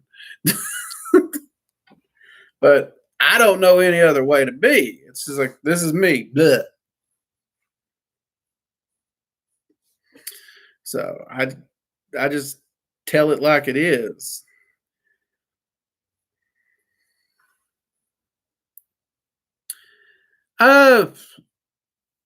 That's actually a good question.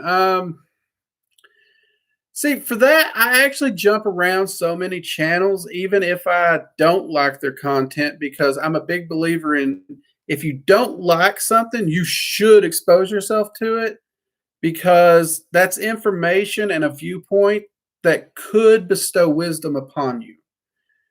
And I'm trying to think channels I recommend. See, there were a bunch of great ones when I first started my practice, and every one of them has shut down. One of them, oh, what was that girl's name? She was so adorable and sweet. Charming Pixie Flora. I mean, this was years ago. Her channel shut down. Anybody remember Psycho Sorcerer? He covered ceremonial magic from a more psychological point of view. His channel shut down. I mean, there's just, I'm actually going to have to sit down and start making a list of ones I actually like, so that maybe next week I can share some channels with y'all. Because I don't pay attention to the names. I know the presenters and I know their thumbnails. So it's like, oh, I want to see what they're saying today.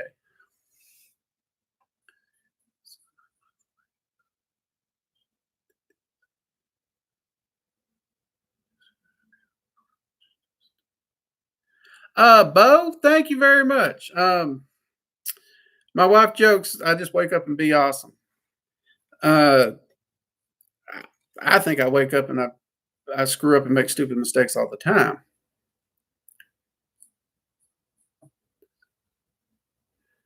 Who came back and disavowed magic? Psycho Sorcerer?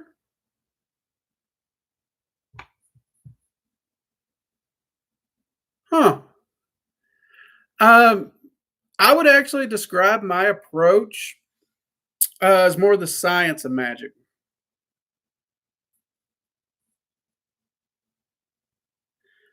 I focus on the nuts, the bolts, the hows, and the whys, and I step out of the dogma and the spiritual, faithy side of it, because I've never been able to take something on faith.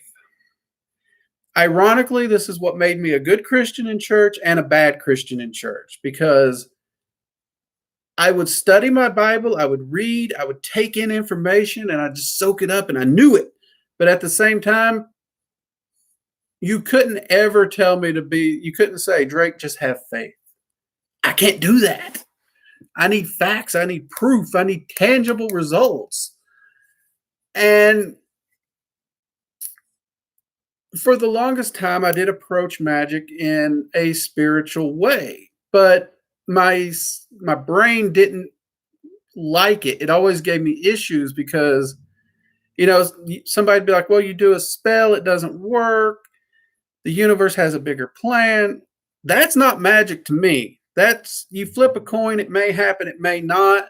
If anyone ever saw Joe Pesci's religion skit where he's talking about, pray to whatever you want, it's a 50-50 shot, you got just as much luck.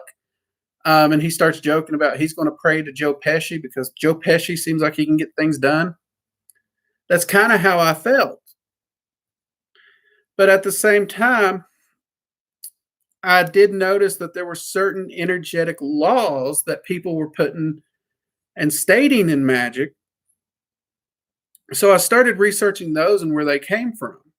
And if you dig far enough back, the Hermetic principles, they're a distilled version of a much larger grouping of laws, which is usually listed as,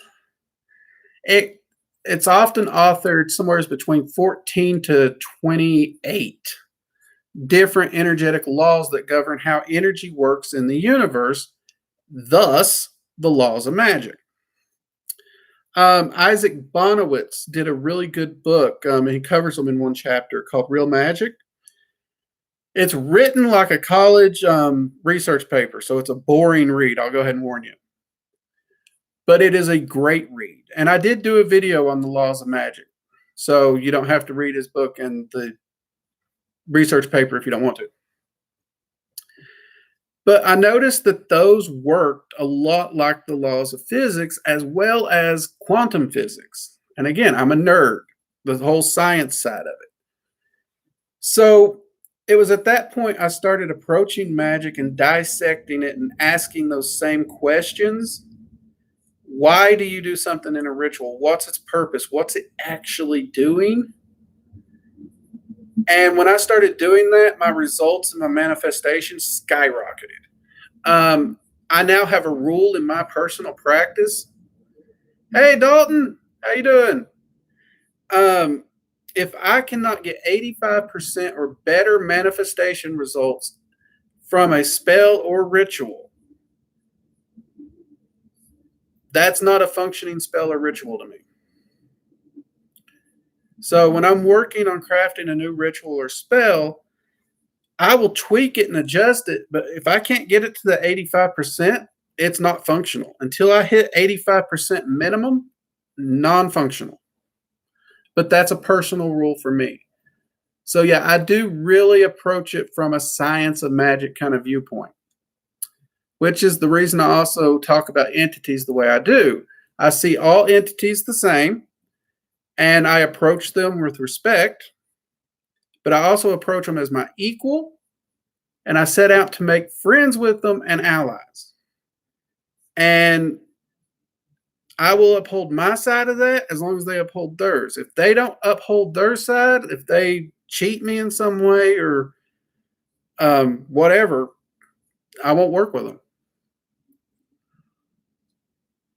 I will not kneel, I will not beg.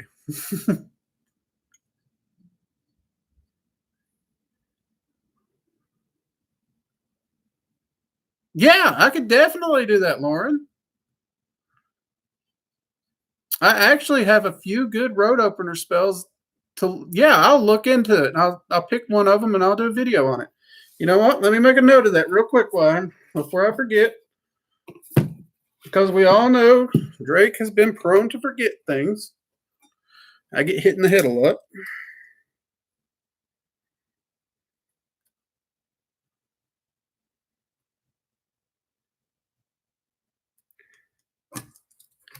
Got it. I'll look into that, pick one out, and do the video, Lauren. I might even be able to get it on the channel this month. If not this month, I'll make sure I get it out in March, okay?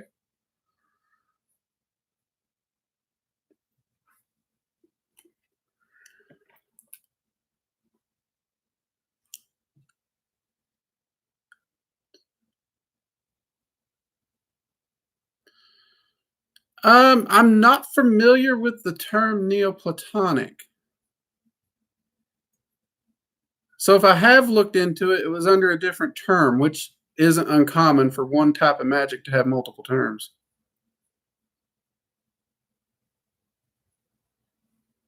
Yeah, Bo, like Odin. I work with Odin a lot and Freya. A lot of people's like, are those your patron deities? Not really. I don't worship them. But if anything, they're family at this point. We're that close. And when I approached Odin, I did so with respect and everything, but I told him my concerns because I didn't have a very good book and it kind of painted him in a very bad light.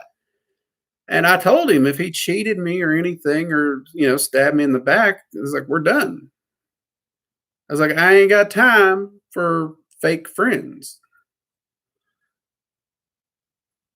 And he has never once done. He's been solid. He's totally earned my trust in every respect.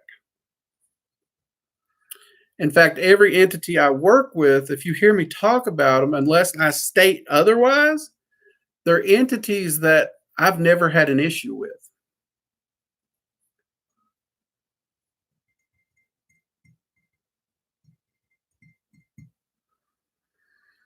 No, Lauren, thank you. That's one reason I love these live streams, because you can tell me what you're looking for and I can get it out. Otherwise, I just kind of have to look at the analytics and be like, hey, people like this, let's do that. That's the reason we have when I started the channel, I was just throwing everything of the basics up there because you got to start somewhere. The basics is a great place to start. So I was putting as much information for everyone as I could. But now that I have a stronger following, we got these live streams going, I can actually interact with you all and actually tailor the content we got coming out.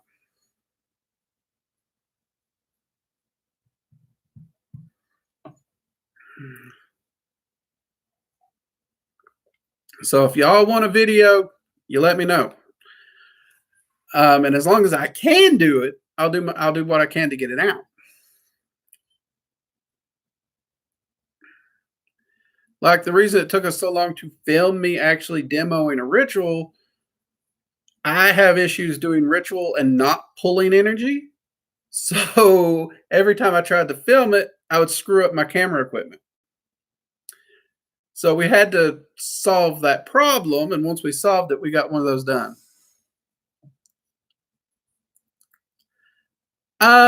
My main practice of alchemy comes in draconic alchemy, which is alchemy of the self, where you're making changes to yourself, improving yourself, your energy body.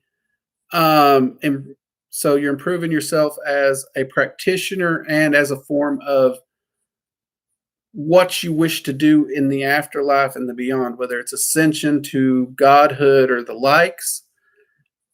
Physical alchemy, I really tinker with physical alchemy in only two areas. One, I have a pretty good working knowledge of herbs that I can flip flop around and make potions that, like, I got one friend who was hitting me up for potions for weight loss for a while until she got to her goal weight.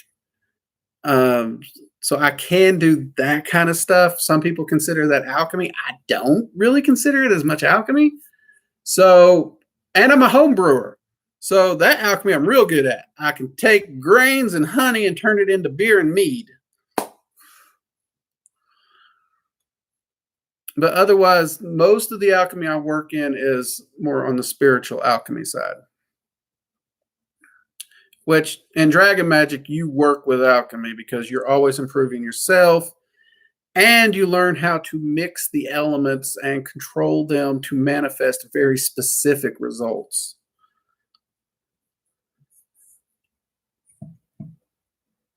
Oh, baths.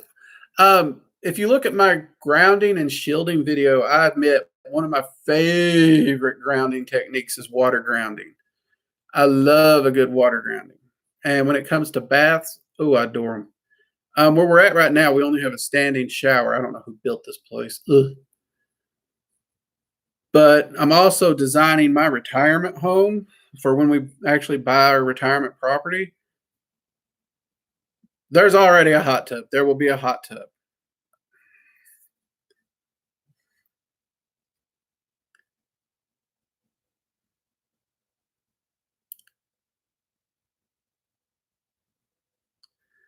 Oh, Mortimer, you missed a few chances at Dresden jokes already. Gardening. I'm actually pretty good at gardening if I have the time and I don't let my wife touch it. My wife, I don't know what it is. If you, her energy is fey all around. There's no doubt about it. But she can't grow weeds. She has a blighted thumb. um, for me, gardening, I grew up on a farm. So gardening is associated with punishment. I got in trouble. I was made to go to the garden. So right now, I really don't do much of it at all. I don't think, no, we don't have a living plant in our house right now.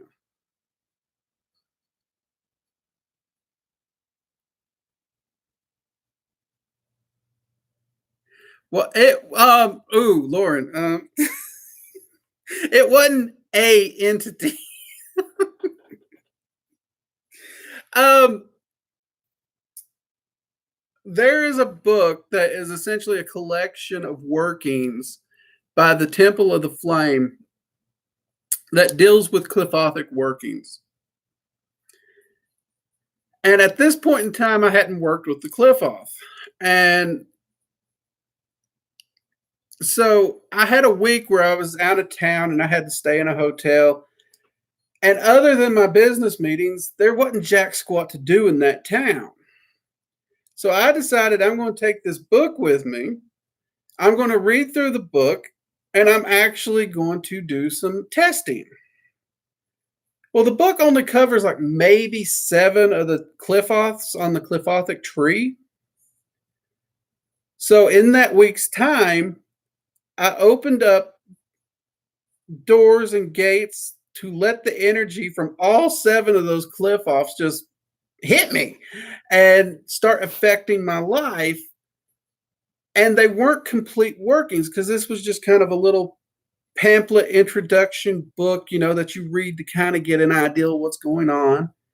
And there's no real conclusion to the rites in the book. So I got through there. I jumped into all these different realms and, naturally I'm exposed to those energies. Those energies are now part of my life. And the Qliphothic tree is very chaotic. And those energies are like, well, look at this. He's got a lot of things he needs to deal with. We can help him fix this. But every one of those decided to fix it with a bulldozer and a sledgehammer. So for like the next year, because I didn't realize these energies were still affecting me, were just hammering me.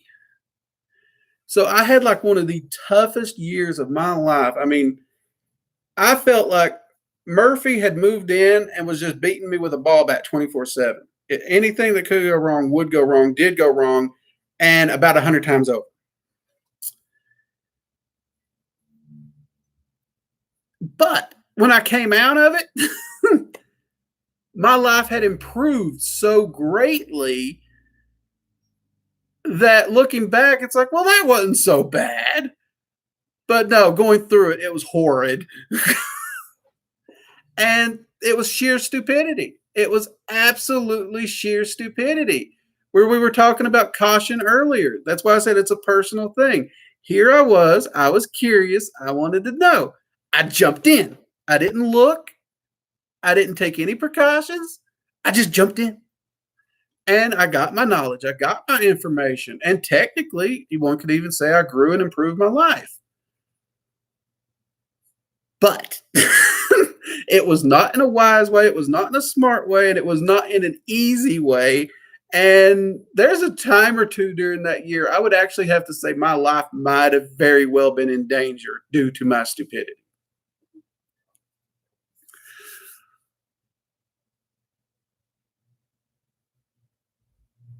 No, she can't. She cannot grow weeds. She tried to grow mint. I have never seen anyone kill mint. I have seen mint grow in lifeless clay. She couldn't grow mint.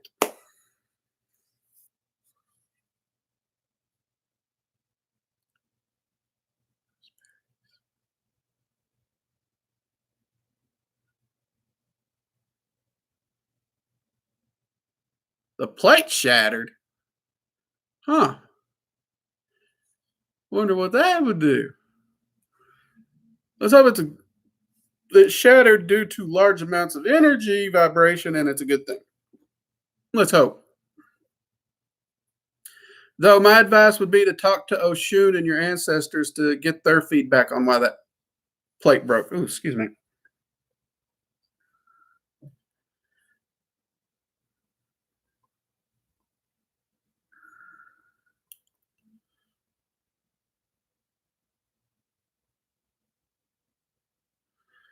Um, it very well might have been energy. Why? It might have just been too much energy the plate had absorbed. It happens.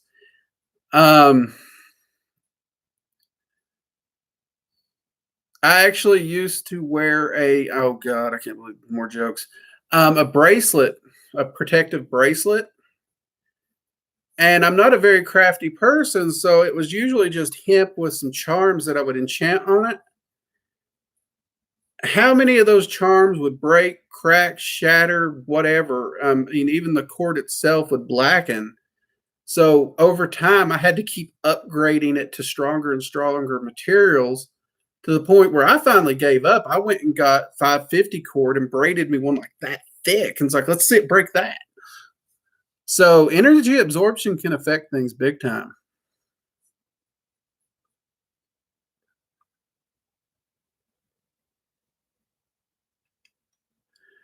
Um, for interpretation, like I said, talk to Oshun and your ancestors. They'll give you, they were there, they were insight. They can give you a much better bead on it than I can, because it may just very well be energy absorption. If that's the case, that's not a bad thing. There was a lot of energy in that spell. And if something breaks and shatters like that during a spell, it's still going to release the energy, usually in a larger way. So some people would say that's actually a good sign.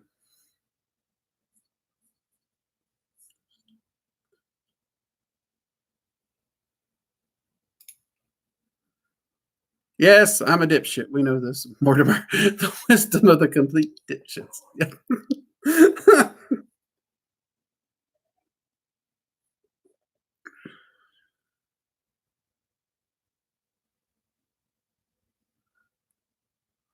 Yeah, I made the mistake of talking to someone's garden and the Fae just fell in love with me. Now I can't go to their house without the Fae bothering me.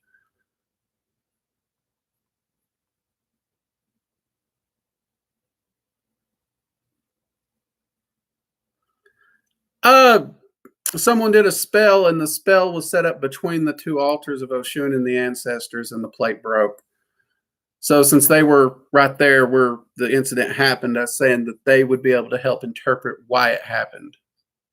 Yes, Mortimer. Like I said, more jokes. I swear the author has my life on tap. It, there's a reason those books, I love them and they creep me out.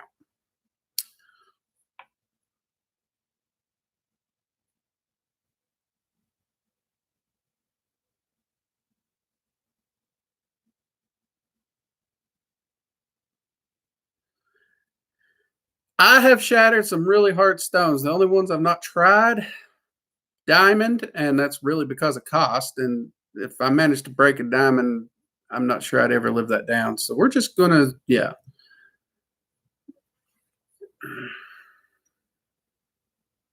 Which actually, my last shield bracelet I haven't replaced. Again, now you got me calling it that. Damn it.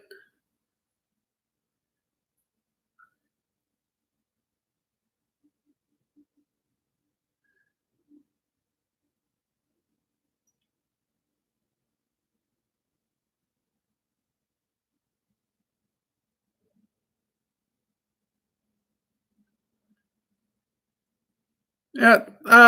Don't worry until you talk to them. All things like I said. Well, it's always good to take an offering to Oshun, no matter what. But you should know that working with them already. Just find out what's going on and do what you got to do. Um, Hopefully, it's just energetic overload, which ain't a bad thing. In which case, everything's groovy. If it's anything else, they should be able to walk you through getting it dealt with. And if you have any questions, you're always welcome to message me on Facebook or email me.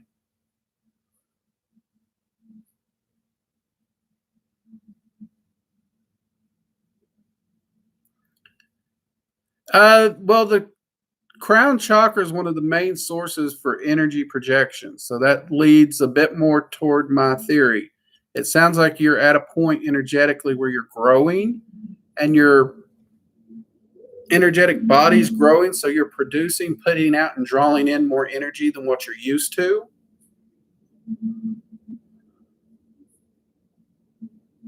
So it's very possible you're just in one of those little growing pain spurts. Oh, well, no problem. We usually try to make sure we're not leaving people out. And as someone who tries to keep up with the chat to answer questions, I know it's really hard to go back and read and catch up.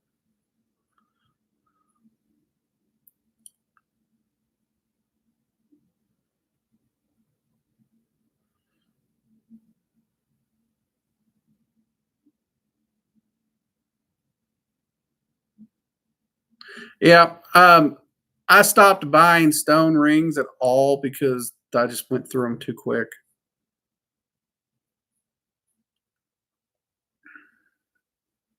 I'm surprised this ring's lasted as long as it has. But I think that's because the way it's made, I don't think it can really break, but it does warp a lot. So I have to reshape it often. And this one I've had less than a year, so who knows if it'll last.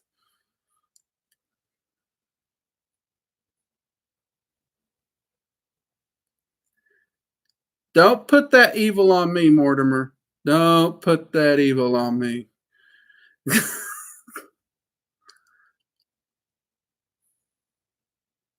Yeah, I do work with the runes. Outside dragon magic, Norse magic is probably my largest area of focus.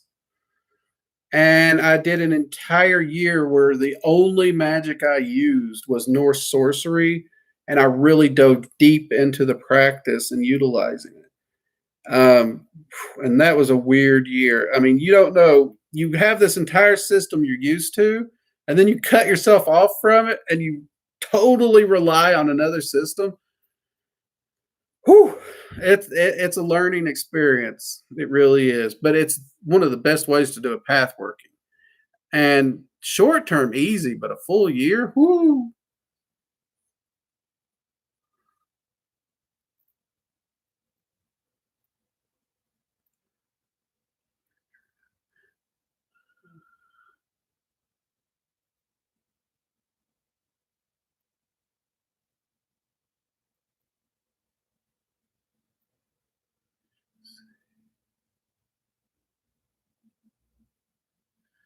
That is a good name to use over. Uh, yeah, you could use the Coralegra, the water dragon name that I gave for the ruler in the video. You could use that. Um, which there's an interesting thing. They will give different people different names. So, because technically speaking, what their true name is, I'm not sure a human could pronounce. Actually, I know they couldn't because, again, that language uses vibrations, muscle movement, and anatomy we ain't got to actually pronounce the language correctly. So, yes, you can use Cor Allegra. In fact, one of the reasons in most of the rituals I don't mention names is because I actually had to ask the dragons to make sure they were okay if I shared them. Or would they rather me use Conway's names? And that's the name that they gave me to share. And in the class, one of the things that part of, I guess you could call it an initiation, but part of the path in dragon magic is actually to get that name from them. So those names will be in the class, and you can use those names. In fact, that's where you'll start. But you will have to find out if that dragon wants you to continue using that name or if they end up giving you a custom name.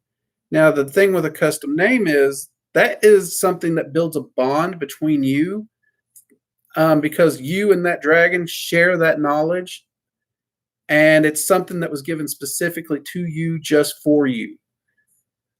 And another part is to actually get a sigil from them, a custom sigil. So again, that furthers that connection between you and that dragon.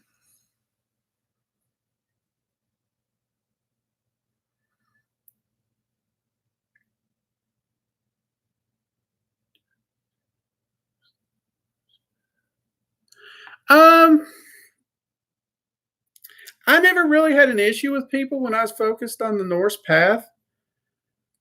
In fact, everyone I've bumped into, if anything, they get excited and want to ask questions about it. But I studied Norse mythology and Norse magic before I did that year-long in-depth deep dive. And I'd already had several, I had my runes tattooed on me for years before that. So people kind of knew it was something I did. And while I work with Odin and Freya so much, I guess people just assume it. But no, I didn't really get much reaction. The biggest reaction, I guess, off kilter I got is someone asked if I would contact a dragon to help them with this problem. And it was during that path working, and I had to tell them I can't contact that dragon because I can't contact dragons to solve issues right now. And I had to explain it to them. And their concept of me committing myself so fully to the system for that year, they was just like baffled. They're like, why would you do that?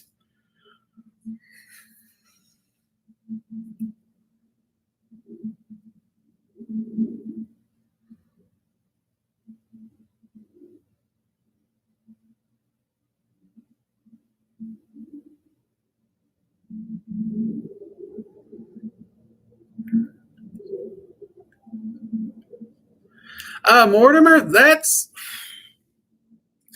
I can't say I actually have a preference.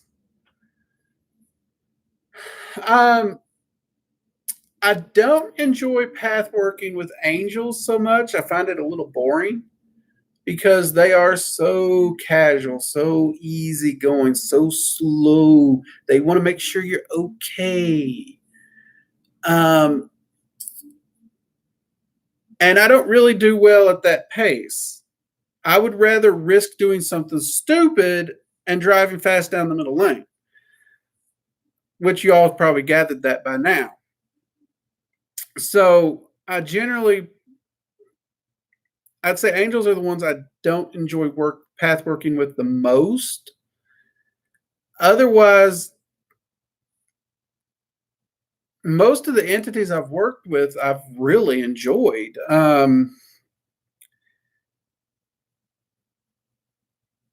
I will say the Maelstrom dragons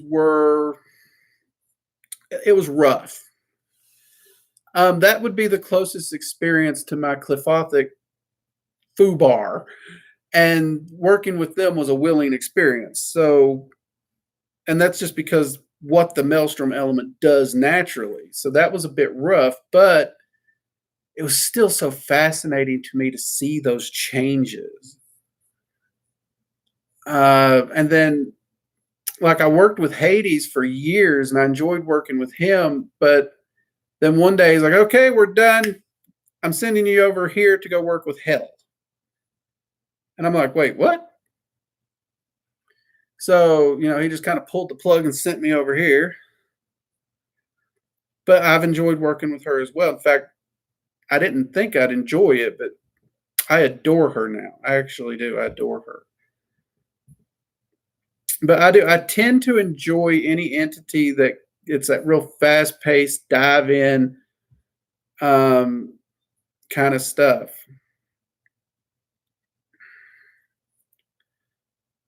I get bored easy, so I need something to keep me going. So you either got to give me something crazy and exciting, or you got to constantly be feeding me large portions of information, which is why me and Odin get along. Me and him can sit and talk for hours.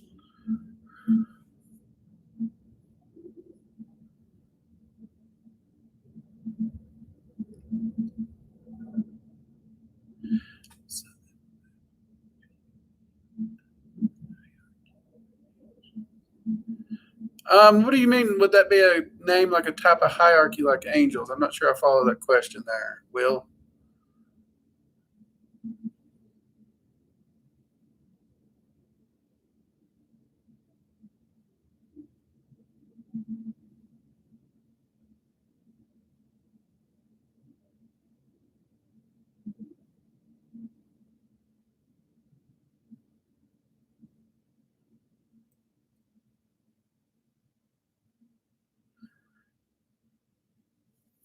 You mean like the name of the water dragon, like Coralegra?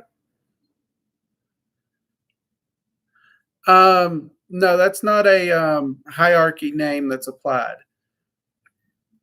That would actually be a name identifying that specific dragon, just like my name's Drake. But I could also have a nickname.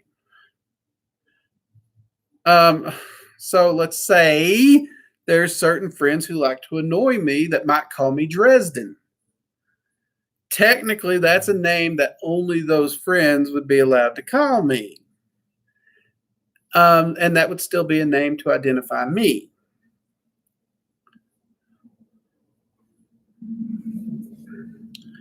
So does that make sense? Yes. The ruler of the dragons of water is a specific dragon. That's why you can do the ritual without the name and just call and just say, ruler of the dragons of water, I call you. Cleanse, protect, and empower this space with your flame. That in itself will still do the ritual just fine, and it will contact the ruler of the dragons of water. Having the name just ramps it up a bit more.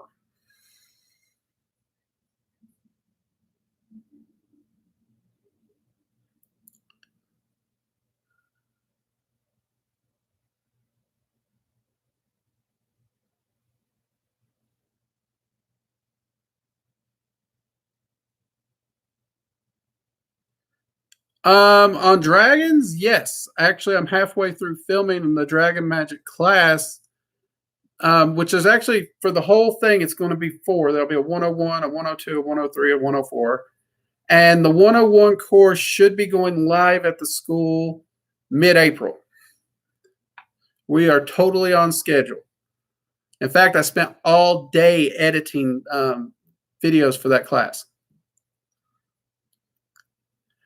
I am wanting to do a rune class. If you're asking about that, that is definitely coming to the school, but at this time, I do not know when. So whichever one you're asking about, there's answers on both.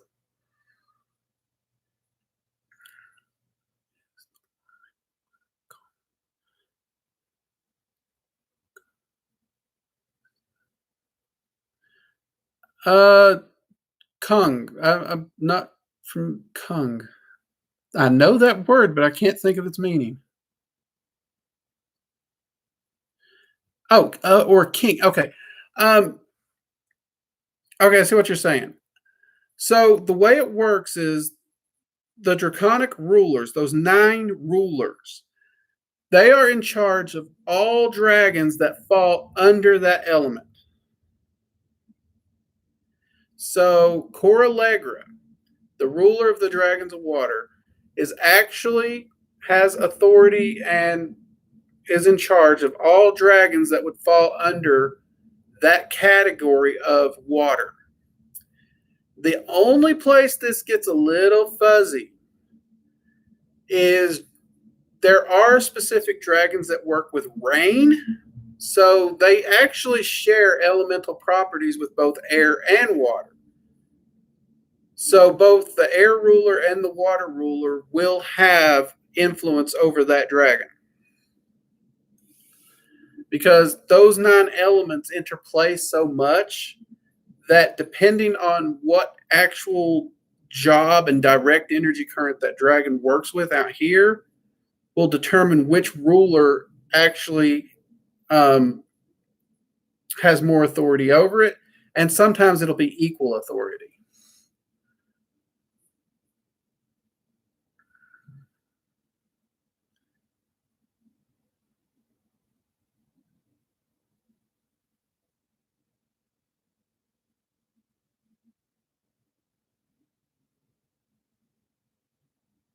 Well, he didn't ditch me out of the blue for no reason. He had got me to a point where I needed to be, and then he actually knew already that my path would go far Norse.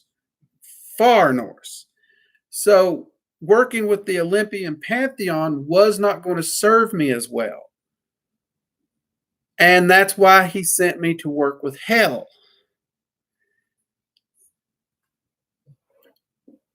And he wasn't wrong. He was not wrong. He didn't just ditch me and was like, I'm done with you. Go talk to her. He actually had a reason for it. And I still contact him from time to time because, again, I build friendships with these entities. I don't work with them just because it's work. And him and I still get along great. In fact, he's actually happy to see the progress I'm making.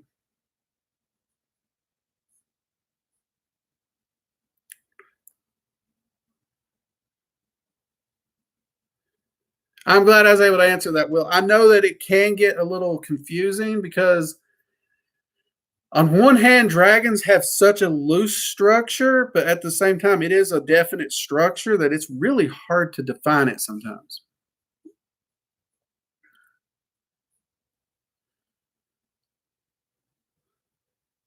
But yeah, by the time you complete the Dragon Magic 104 class, you'll have worked with all 9 rulers. The overseer to the rulers, who's actually the go-between between the 9 draconic rulers, and it is a dragon, and the 2 dragon entities that dragons usually refer to as the unknowables. So yeah, it goes deep, and I mean, it's amazing what you'll learn along that path.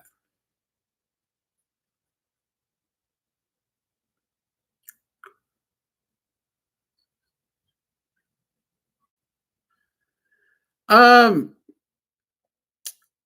well, what do you want to know about them? Because my understanding of gargoyles is you generally have 2 types. You have just the protective entity that usually tends to enjoy taking in housing itself in a statue or artistic structure.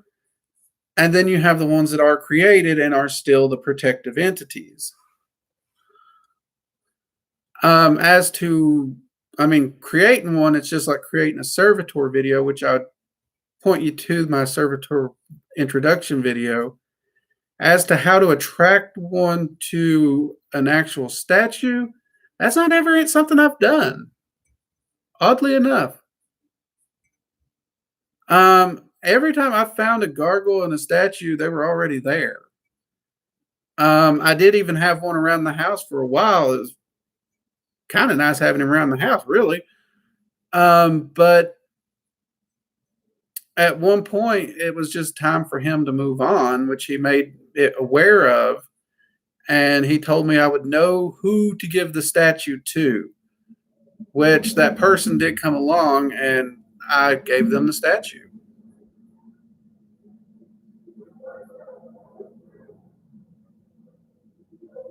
Oh, don't worry about the spelling problems. I mean, if we can get it communicated across, we're good. Believe me, I went to school in Kentucky. My spelling sucks. I try to improve my spelling daily because I hate my spelling.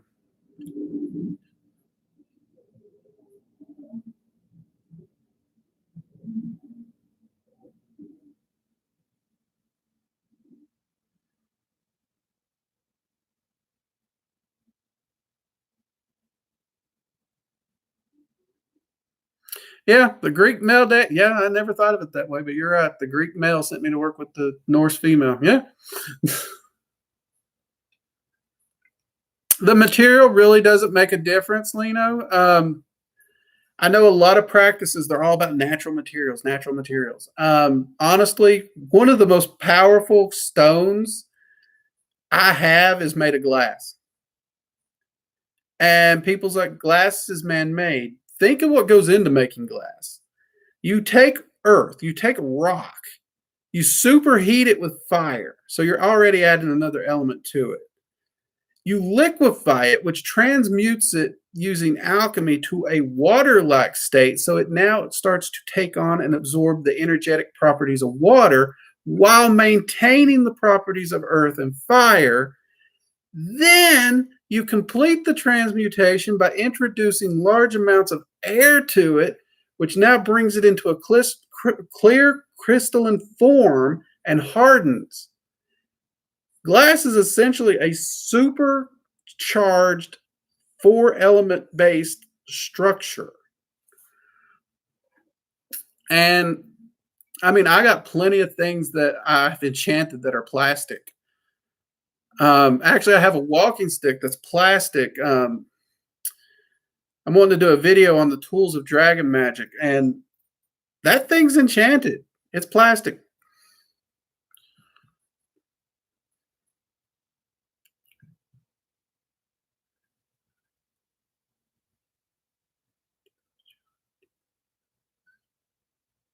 Yeah, John Dee's works and the Enochian system, it gets confusing. I won't even pretend I fully understand it. Fascinating, and I always want to do more with it and understand it better. But I find it tends to confuse most people if they're in other systems. I know people who study Enochian almost solely, and they do great with it. But I don't know any Enochian dragon magic practitioners. I don't know any that overlap. Not to say you can't, it's just the two systems are so different. It's like if you learned in such a strict structure of Enochian, the structure of dragon magic just seems a little too free form, I think.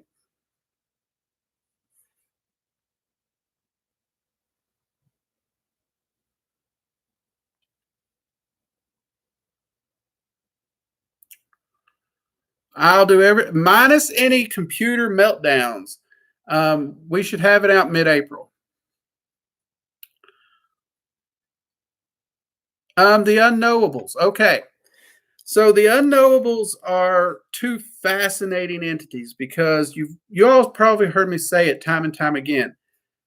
The concept of gods or deities dragons don't recognize. So if a dragon looks at Odin, to hint to a dragon the title of god is essentially like calling them a dragon. That just means that they're an extremely powerful being.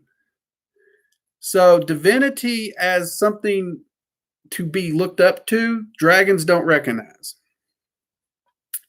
So any of the dragon gods or goddesses that we know in our mythology, to the other dragons, they're just dragons. And this is something very hard for a lot of people to wrap their head around. This is why there's such a controversy around Tiamat, for example. Okay, now with that said, there are two entities referred to as the unknowables. If the dragons were to have a deity viewpoint, this is as close as it would come. Yes, mutual respect is what they play on here, very much so. And those unknowables are actually outside known existence while at the same time being in it. So, how to explain them? They're two halves of they complete each other. Again, that whole balance in dragon magic is coming into play. So, they're usually the closest thing to a name I've been able to get for these two entities is the dragon or Draconis and Draconia or the dragoness. And mind you, these are abstract terms that the dragons are given the hairless monkey to understand what they're talking about.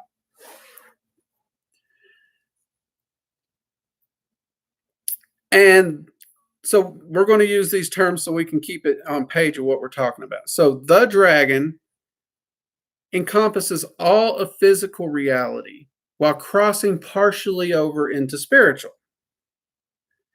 Whereas his partner or mate, the dragoness, makes up all spiritual reality or resides in it, not necessarily makes it up, but resides in all spiritual reality, while overlapping and extending into the physical. That's at this time about the best description of those two unknowables that I can give. So they're a dragon so large and so old, their very presence takes up all of reality, at least on the side that they represent.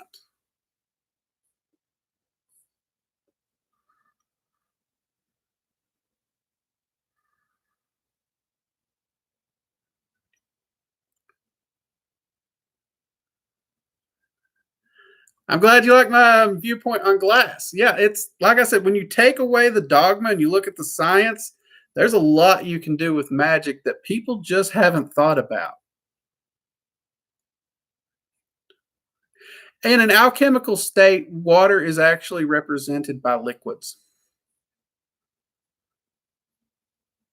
So anything in a liquid state actually is a representation of water. So lava is actually a point where solid rock and fire is transitioning in and mixing with the water element. Because earth represents a solid, fire and water represents liquids. This is when you get into the more complex ideologies of alchemy and the different ways that energies work. The elements are more than just a singular element. They're also based around their form, the way they move, how they interact with the environments. All those things come together to make up what we try to communicate in one word.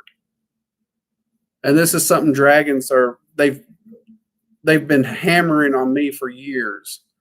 And every time I talk to one of the elemental rulers, they're still teaching me something new about that element after 15 years.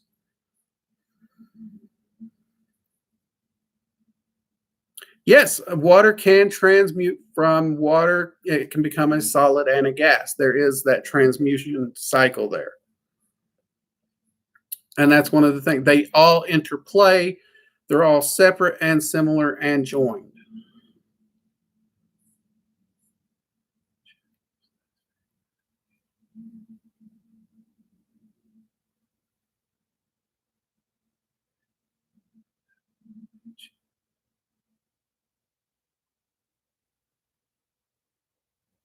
Yeah, I've managed to enchant plastic. I don't really have any issues with it. I do anything I enchant, I always make sure it's durable because I tend to break things. So if I do use a plastic, it's usually a heavy, durable plastic, which that is a solid plastic walking cane. So it's designed to be very, very durable. So.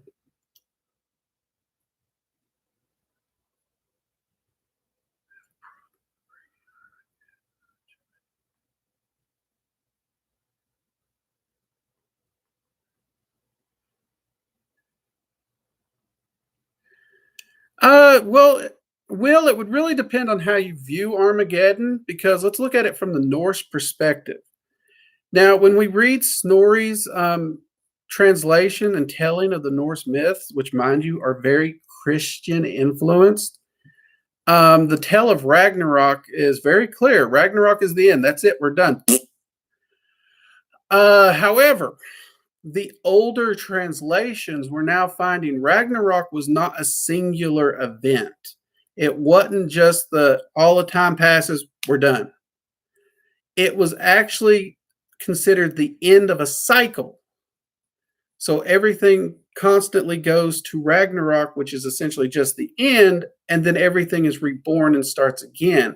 So you've got that constant renewal and growth cycle happening. In fact, that's one of the reasons you don't find hell in most of the Ragnarok myths, because it's believed, from what we know, mind you, because there's not a lot of information out there. And the gnosis I've got from her confirms this, so I have to put that there. It was a personal gnosis that I was able to confirm it with, that at the end of Ragnarok, the reason she's not really personally involved, her part is to throw open the gates of Helheim so the renewal and rebirth can take place and the cycle can start again.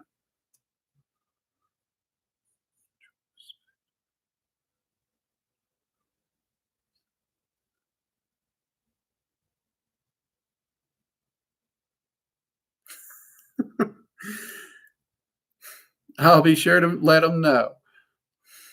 You hear that, guys? Peachy said hi. And stop screwing with the mic.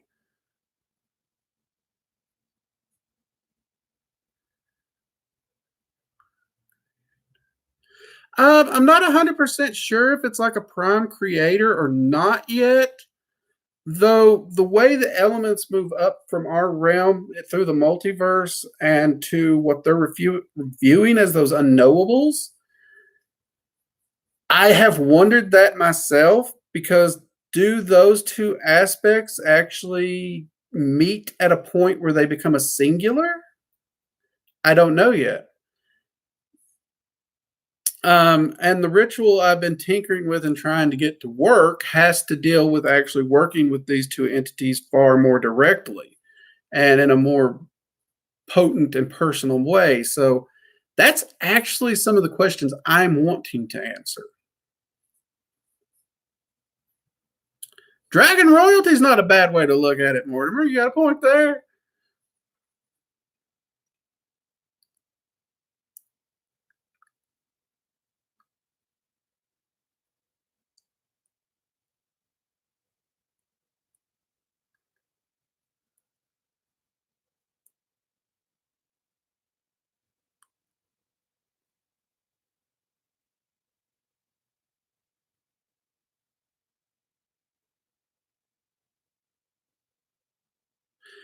Yeah, well, that's what I'm saying. I'm wondering if that, like the Gnostic philosophy of one, and then the one splits.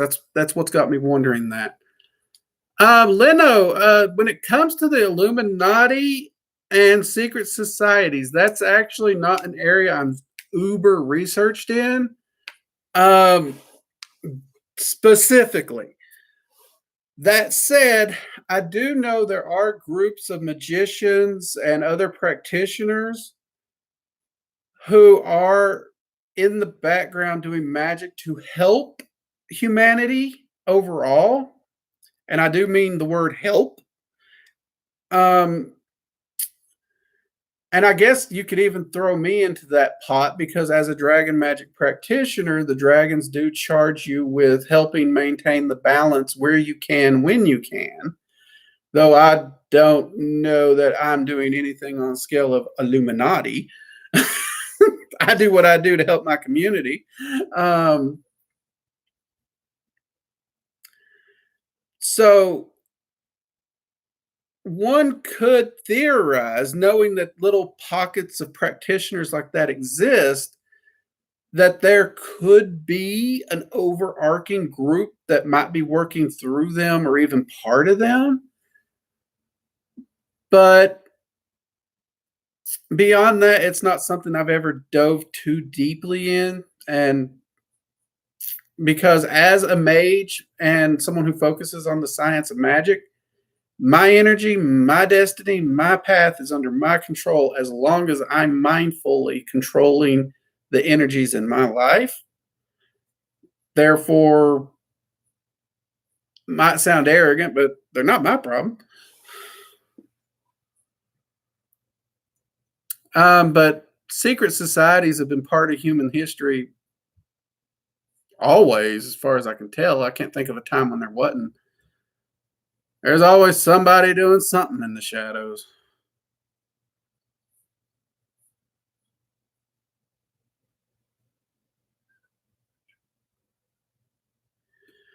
Mortimer, I actually got it, the first section of it that we were talking about last week. I got that section to 6 draconic rulers to full evocation.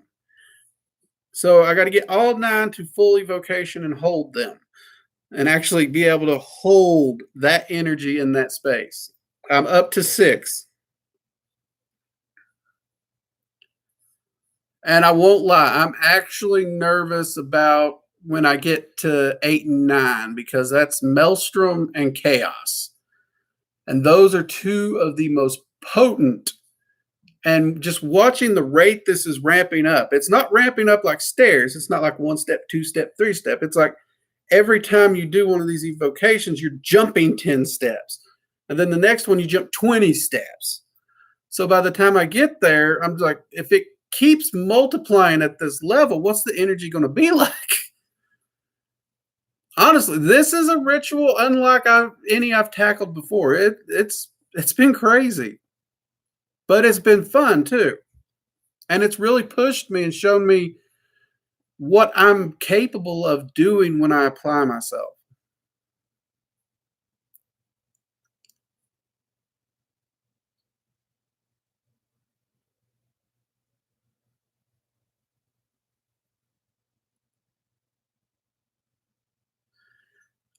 Good, evil, deceptive, those are actually a matter of perspective because what's normal for the spider is chaos to the fly. Um, Again, you can tell I spend a lot of time with dragons because one thing they taught me is to try and view everything from all perspectives, to try and find that neutral view. And from that neutral view, try to find out what benefits everyone most. And that is something that's very hard for humans because humans are very much about us. We're very much about our well being, our survival. And hitting that neutral point is very, very hard. And it's not something I wouldn't say I'm good at. A lot of people say I'm good. I don't personally feel I'm good at it. If I was good at it, I don't think I'd lose my temper as much as I do.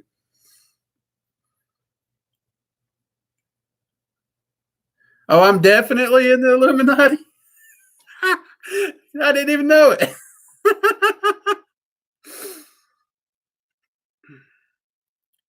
Is there any way I can get like better parking spots for that? Anyway, just wondering. Maybe no. It's worth a try.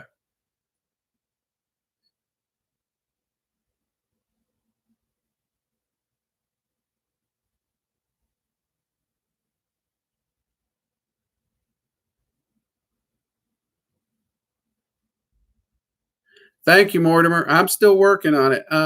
It's my understanding that actually will be the capstone ritual for the Dragon Magic 104 class. If I'm reading what the dragons are telling me correctly, that will be the capstone ritual.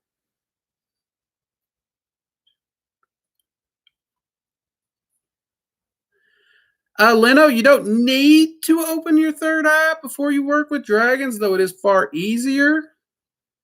Because it's always easier to work with something when you can see it. So that said, if you're interested in opening your third eye and developing your site, go to workingdragonmystic.com. Over in the menu, you click to open the little menu on the left. It'll say classes. Click that. It'll take you to the school. We have an arcane site class, full class on developing your arcane site, free. Just sign up for the class, work through it, do all the exercises. You'll be good to go. And for your other senses, there is a video on the channel about the arcane senses. The other ones are a lot easier to develop. And there's exercises and meditations in that video to help you with the others.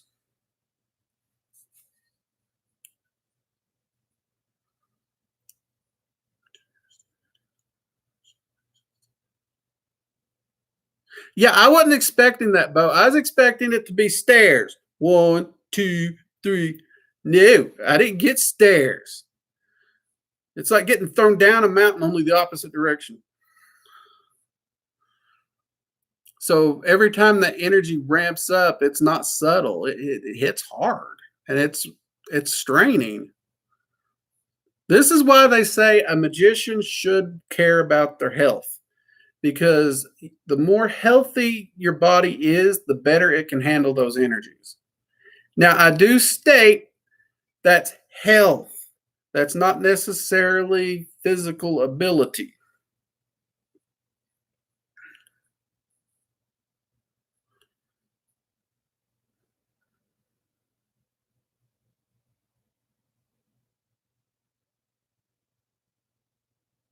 Yeah, chaos is not bad. Um, let's talk. That's a good point. Dragons, when we talk about dragons and chaos, now a lot of people's heard me say chaos dragons are not a good place to start. Now, that's not because these dragons are bad. To the contrary, they're extremely helpful.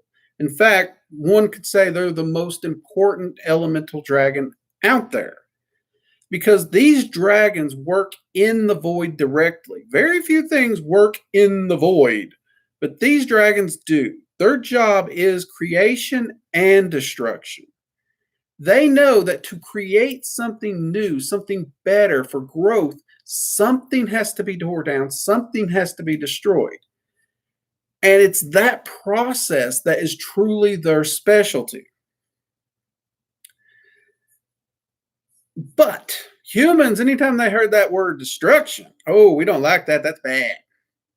And that's one reason a lot of people who seek growth or spiritual enlightenment have a hard time, because there's things in our life that we need to get rid of that are holding us back. It's slowing us down. It's stunting our growth. And when you're working with a chaos dragon and you're wanting to open up those pathways and you're wanting to push yourself into that growth, they're going to swoop in and they're going to tear down all that shit that's in your way. And to some people, that's not a fun process. But if you understand the process and you understand the balance, and you've been trying to achieve that balance in your life and you've been working your way up before you go to a chaos dragon, there's not going to be that much work for him to do, so the experience won't be that bad. But if straight out of the gate, your life is, you've got, let's say, 28 years of doing whatever you've done, and your life ain't in order no matter what, and the first dragon you ask for help is a chaos dragon, yeah, that's not going to be fun. I can't think of anybody that would call that experience fun.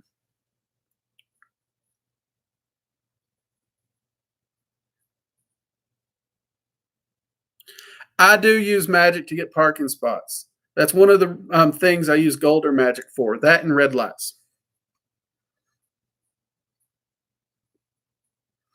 I don't know where the name came from. It just popped in there. Capstone ritual. It's kind of this will be the final ritual or one of the final rituals. It's definitely going to be the biggest. Or if it ain't the biggest, I can't even comprehend what the biggest would be. I mean, ugh. I've never done a ritual like this in all my years. And I've talked to a few colleagues and tried to get advice on it. None of them's had to deal with something like this either.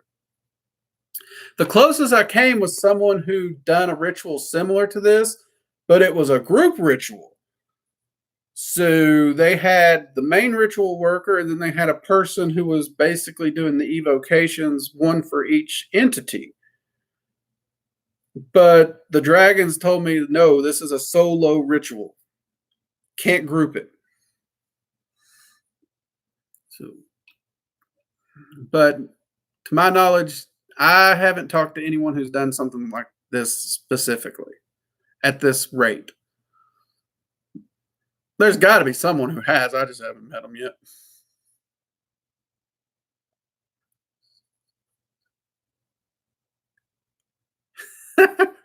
Yep, always sucks to miss the Take Over the World meeting.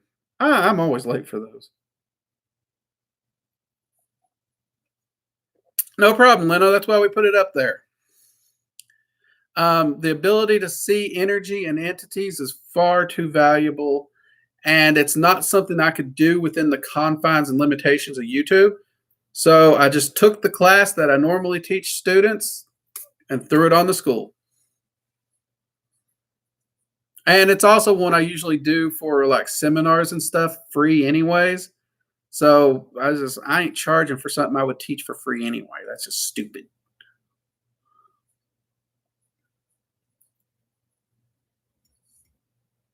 Um, I've been asked that question a few times, Leno, and in my experience, no. Honestly, if anything, video games can actually be a form of movement meditation, depending on the game.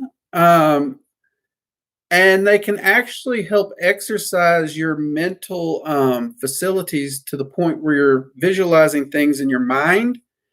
Because in a lot of video games, you're calculating what you're going to do in your brain before you do it. You're even trying to figure out what's around corners and stuff. So you're actually working on your arcane side there because your brain's already trying to picture what's around that corner so you can respond to it appropriately. So in a lot of ways, you could actually use video games to help train your arcane senses.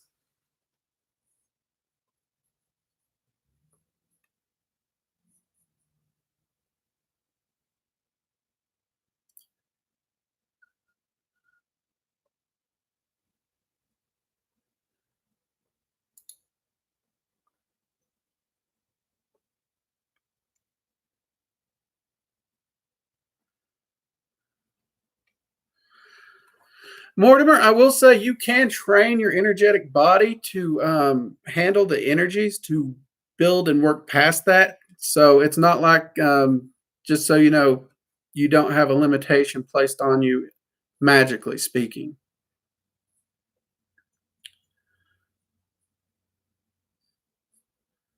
I mean, I'm not in the greatest of health. I'm trying to lose weight, as y'all know. And which, by the way, the weight loss spell and everything we've been talking about and testing, working great. My weight's coming off quick.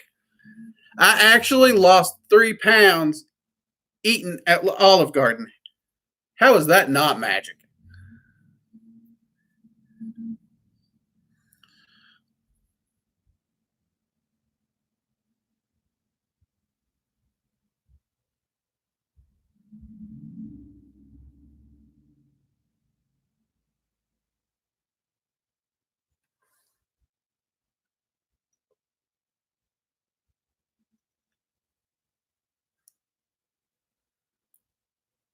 That is someone who does not believe they should be happy.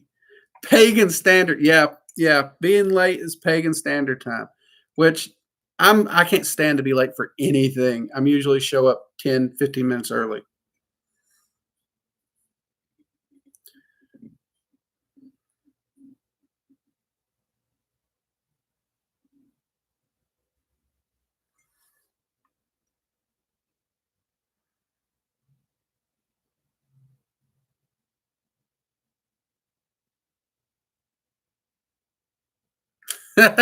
Now, don't get me in trouble with your mom, Leno.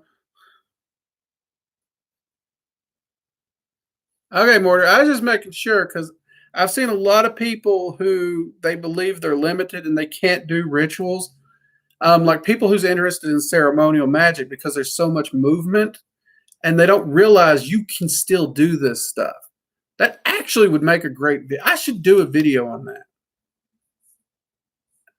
I might even see if Linda wants to do a magical coffee hour on that topic to boot. So do a video and a magical coffee hour. Because that is something I run into a lot. And it's something that's dear to me because my uncle growing up was blind. And so, yeah, I'm actually going to do a video on that, Mortimer.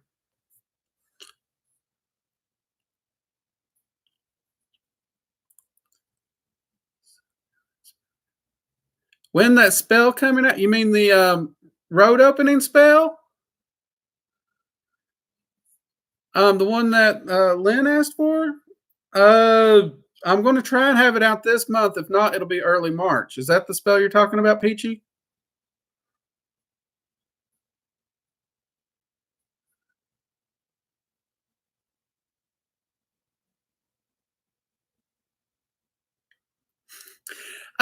Will, yes. No, I can't make everything free, clearly. And yes, anytime I put elsewhere, because right now what I'm doing, like the YouTube channel, all the camera equipment, um, which is a good thing. I get comments about I need to improve my audio, I need to improve my lighting. Great, wonderful. Give me the money to buy the equipment. Uh, I am running this thing on a budget so I can provide as much information as I can. And we are working toward getting the YouTube requirements for monetization. I really don't expect that to produce much money at all, but that I plan to put all that straight back into the channel for equipment. So yeah, you're right. If I'm stuck 60 hours at Walmart, that's always taken away from here. Right now, I've got it struck at a balance where I'm making enough that I can do what I'm doing, but I'm just kind of treading water at this point.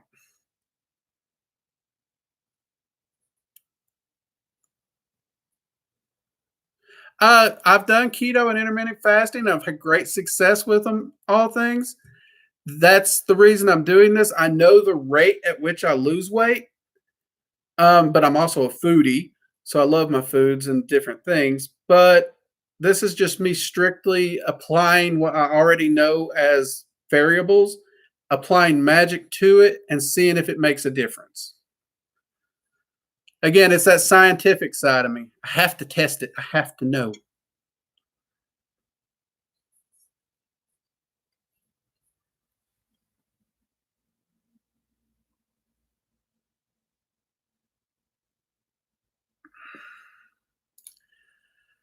Lena, I don't think that's necessarily true. I think it's more once you get to a certain spiritual level, a lot of people spend a lot of time not moving.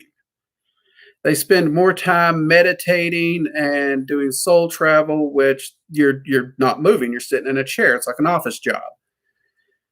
Because I know a lot of extremely powerful practitioners, and they are not fat. In fact, these single practitioner I can honestly say I'm afraid of, she's a total babe.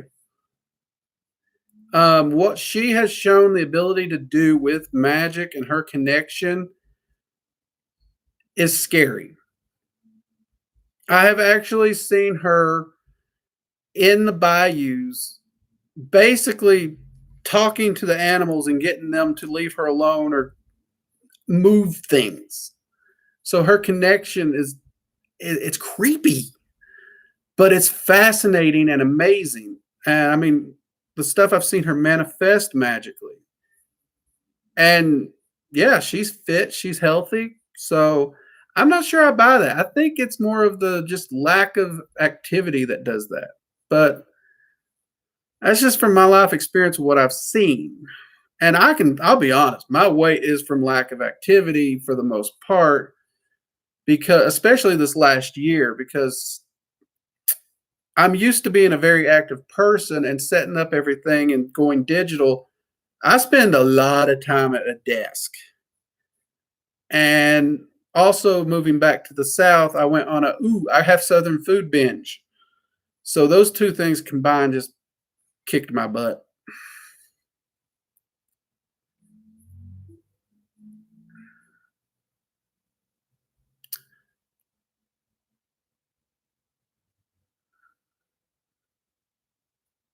Yeah, well, fasting is actually good for magic. You are not lying about that. There are some great metaphysical properties of fasting.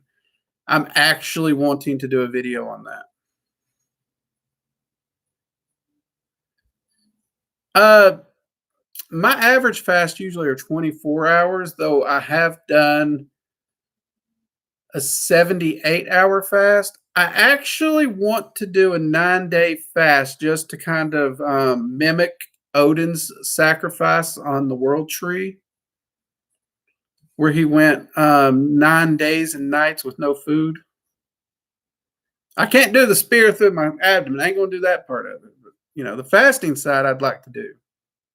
And couple that with a nice rune working and a lot of meditation and trance.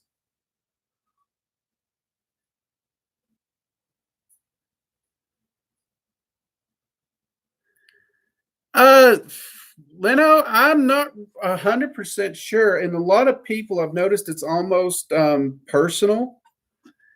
That said, the one food group that I've honestly not actually seen have a ill effect on energy, and I'm probably going to make a lot of enemies right now.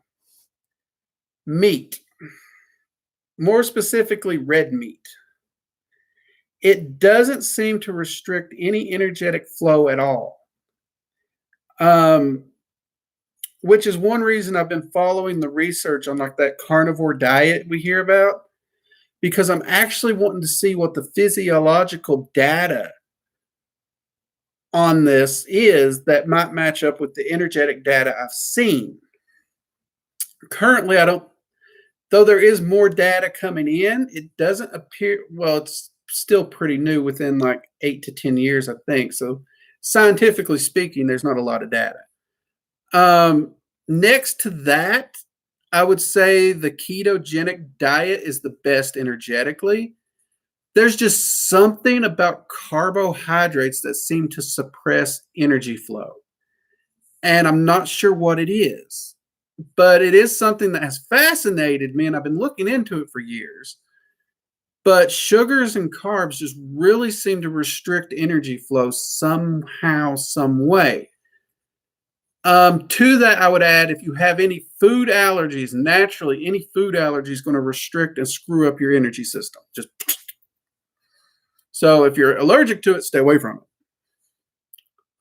But at this point in time, those are the two of the keto diet's the one I've seen the most data in, not only nutritionally but energetically. And this new idea of the carnivore one, I'm really fascinated with it because it does match an energetic pattern I saw prior. And I won't lie, right now, most of what I eat is pretty much carnivore. I'm actually using myself as a guinea pig for this.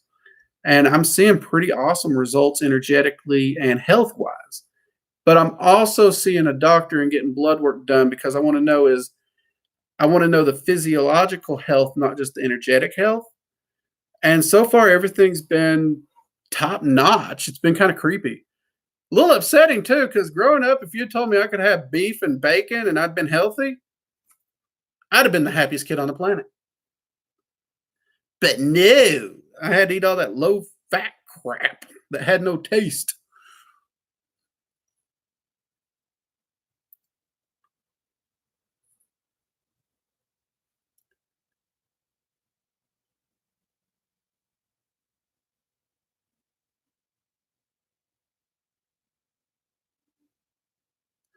You want me to charge $5 for the free stuff?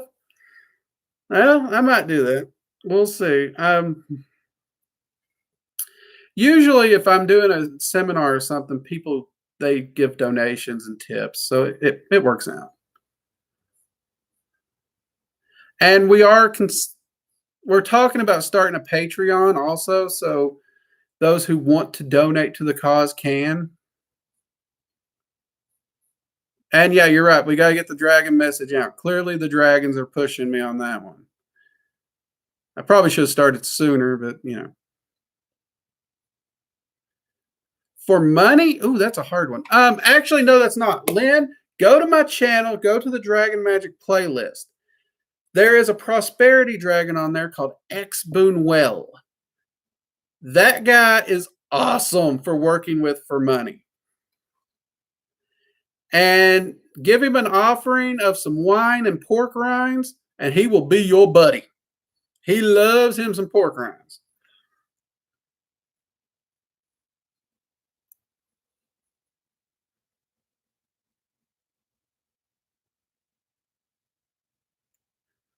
Who's so zen and flow?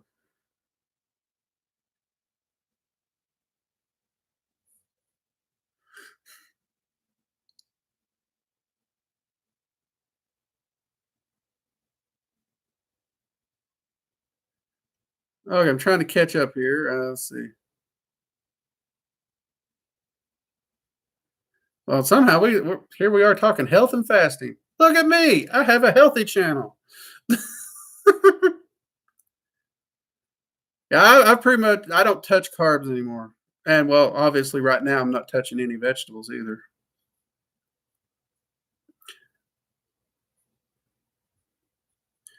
The as far as beverages was the easiest thing for me because all I drink is water, coffee, and black tea anyway. I never use sweeteners, so fasting liquids was easy for me.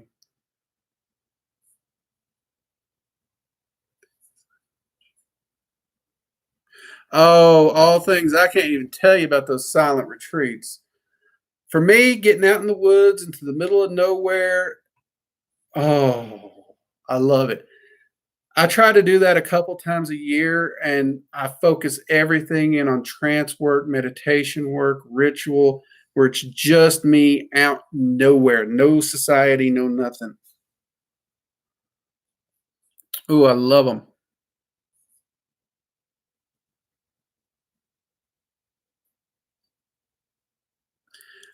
All things you've noticed the same thing about red meat? That is awesome. Thank you for telling me that. You've noticed a correlation there. That's good. All the data I can get to this, I love it. This, like I said, this is the science in me. When I say science and magic, I'm researching it. And I want to see the energetic and the spiritual as well as the physical, physiological test done too. So, and right now my doctor's upset at me because the more I do it, the better my blood panels are looking, which contradicts everything she knows. So she's actually started looking into the literature, the medical journals, and doing her reading too. So my experiment's actually expanding her knowledge base too. But I am blessed. She's been real supportive of this experiment. I know a lot of doctors who would throw a shit fit at what I'm doing.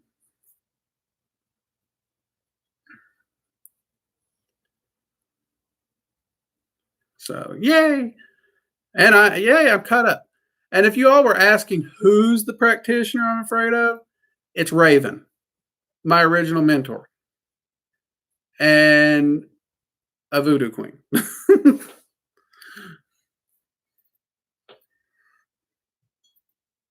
Even though she has taken classes with me on some subjects, I still do not place myself in her category. Because what she can do, just, I mean, it's like breathing to her the way she can manipulate some things. It's creepy. It's awesome, but creepy.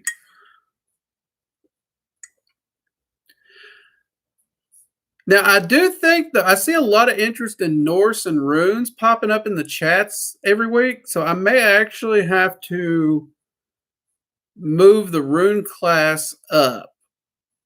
But do you all actually want classes and videos on Norse sorcery as well, or just the runes?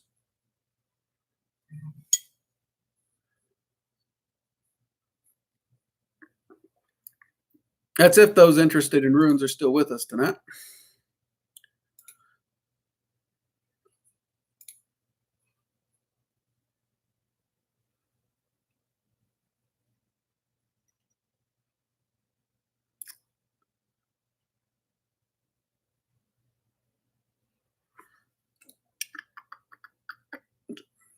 Oh, whoa.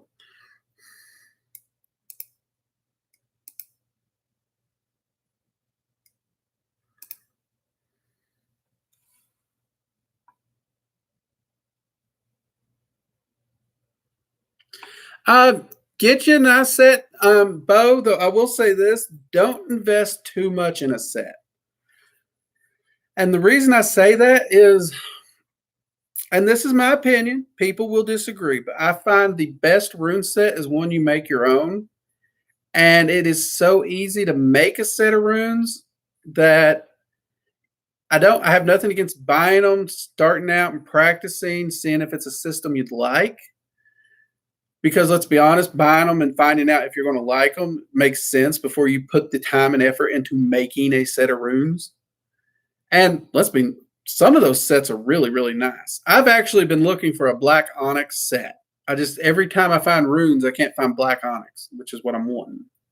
Or obsidian. I'll even settle for obsidian. Can't ever find it. Every time I look, rose quartz or clear quartz. That's all I got. Uh, But yeah, I'm planning on doing a full rune class, not just divinations. I'm actually going to teach rune magic because so many people just runes and divinations. That's where they stop. It's runes, divinations. That's it. And that is such a limiting view on the runes. Runes are so massive. Um, if any of you saw last week's magical coffee hour last Sunday, you found out my rune tattoo. It's actually it doesn't say anything. It's actually all 3 rune rows in order for rune magic use. I use it as a traveling grimoire um, because all 24 of the Elder Futhark are said to have all spells and powers of the universe contained within them. So a rune master or a rune sorcerer who knows the runes well could use those 24 symbols for practically anything they come up across. So, for all those who's been trying to guess what my tattoo says, as everybody at the magical coffee hour was, sorry for the letdown. It don't say anything. I basically put the alphabet on my arm with magical purpose and intent and, great usefulness. But the number of people who's tried to guess what it said, it always made me laugh because it don't say anything.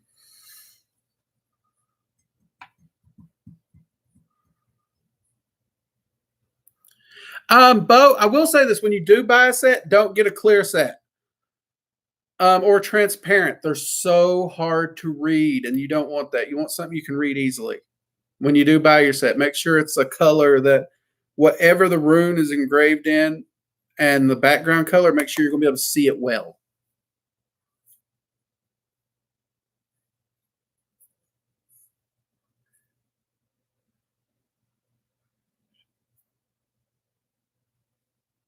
Yeah, the vibrations or goldering. Yeah. That's one of my favorite ways to use magic. Like when I joked and said I use golder magic for parking spots and traffic lights. That's why I do it, because you're sitting in your car, you're driving, and I used to have a stick shift. So you can't use your hands, but you can totally vocalize and vibrate the rune. And there's a lot of different varying opinions on that, Bo. On the pronunciation, how it should be vibrated. The way I was taught and in my experience, and also what Odin has helped me with, find the pronunciation of the rune that is comfortable to you and vibrate it in a comfortable way. So it should be something that vibrates and comes out easily and naturally. You shouldn't be forcing it, and it shouldn't be choppy. So while you're vibrating it, your voice is breaking, you're forcing it. So you want it to be nice and steady. You don't want any choppiness in there while you're vibrating it. And you just have to vibrate it. You don't have to make it loud. You can make it loud if you want, but it doesn't have to be. So you want the steadiness and the volume to be one that you can hold and keep a nice tone without it breaking. And a good example of pronunciations. Like technically the pronunciation of Wunyo is Wunyo. A lot of people will catch me with my southern twang. I will call it Wenyo. So there's been a lot of times where I'm teaching a rune class. I tell them Wunyo. I demonstrate how to vibrate Wunyo. So it'd be like Wunyo.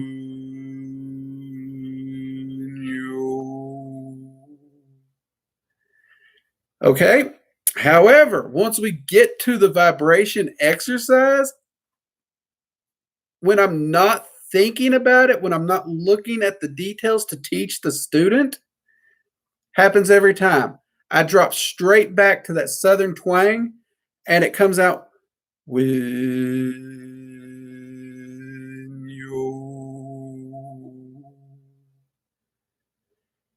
And I basically have to explain to my students, sorry, I'm a southerner. I can't get rid of the twang.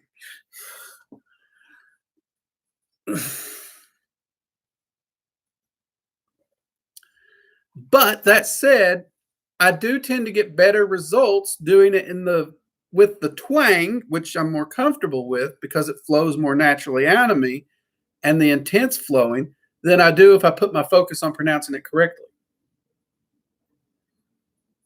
But it is good to know the pronunciation as best you can.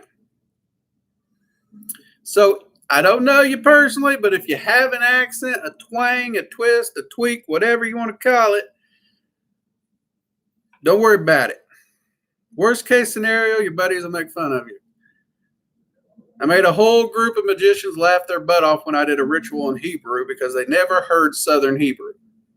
My Hebrew sucks, by the way. I couldn't do it again. I've forgotten all of it, but I have to admit, going back and listening to the recording, and it was funny.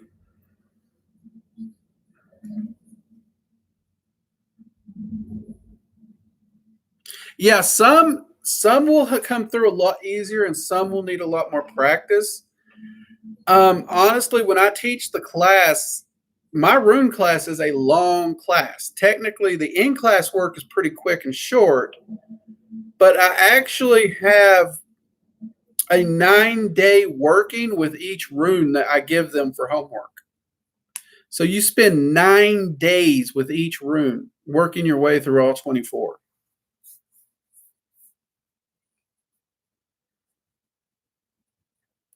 So I teach a base understanding of the runes, but I also teach you how to work with them and how to dive into their mysteries on a personal level. And every student comes in with their own journal. And in that journal, everyone's going to have the base things that I give. And then they're going to have the mysteries of the runes that they discovered for themselves. So every person walks out of there with a very unique journal and understanding of the runes. But it is a deep, deep dive into the runes.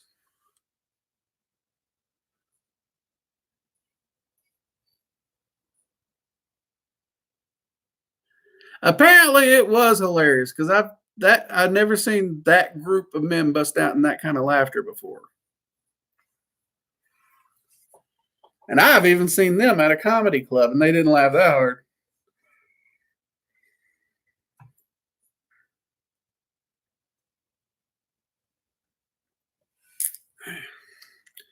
Okay, everybody, it's 10 o'clock. I'm going to have to wrap up. Any final questions before I go?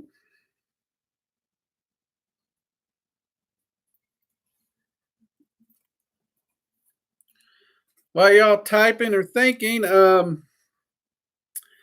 we did add, for those who weren't here at the time, we did add stickers of the Dragon's Eye seal, both the artistic one and the plain one, onto the merchandise store. So for those who were asking about a sticker that they could put on a journal or in their journal so they don't have to try and draw it and it look like crap, they are there.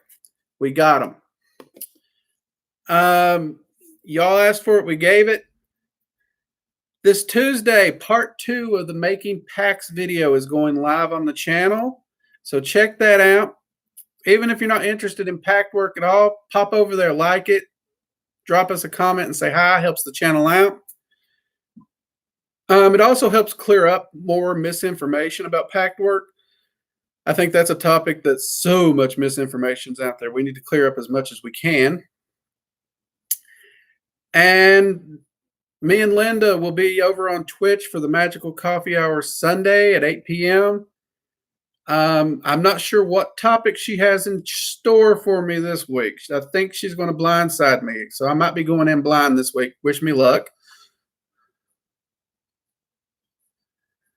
And of course, we're continuing to film and edit the class, and we're on schedule. I'll keep y'all up to date on that. And if you haven't already, we do have a Facebook group, Working Dragon Mystic, so go over there. I usually post any updates and stuff there or on my Facebook page itself, Drake Valentine. But the Working Dragon Mystic Facebook page is where I make sure videos, working updates, anything like that. So if we do hit a delay or something, that's where that'll pop up first, since YouTube doesn't give me a way to update that.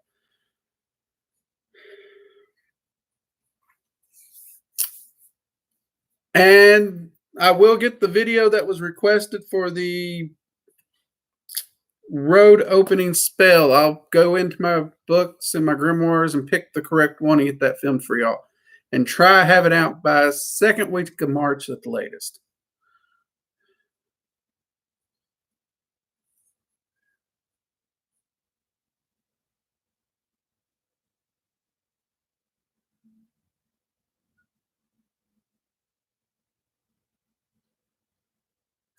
You can use ointments to help with second sight, Mortimer. The way I do it is I usually mix mine with olive oil. I'm not a big ointment guy. I prefer oils. They're a little easier to work with. What I use in my compound is I will take an amethyst and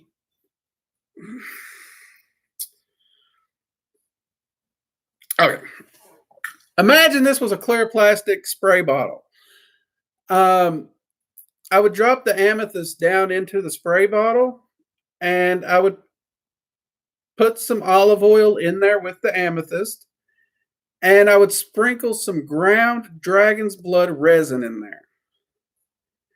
And I would shake it up real good. And then I would charge it specifically with energy for opening your third eye. Now, if you use the ritual of the flames, the dragon's flame ritual, you can actually request that the draconic rulers help charge the oil for this reason. So you're going to ramp it up even further now. So the whole time you're in that ritual, you're focusing your energy on your intent of making that oil as well as theirs. Now, you can use it right away after that point, or you can let it sit for a week and really soak up all that dragon's blood, which, for those who don't know, dragon's blood, one of its properties is it amplifies magic. And then when you're doing your arcane sight exercises, or you're doing a ritual where you want to use the sight, just dab a little on your forehead.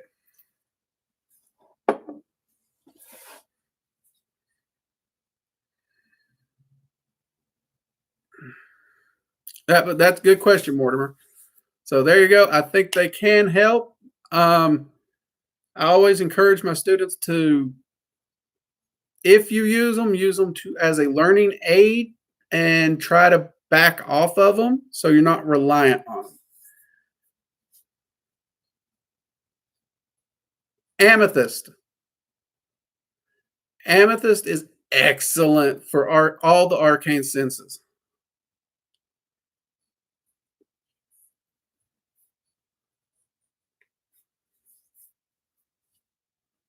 So there you go. There's the answer and a recipe, free of charge. All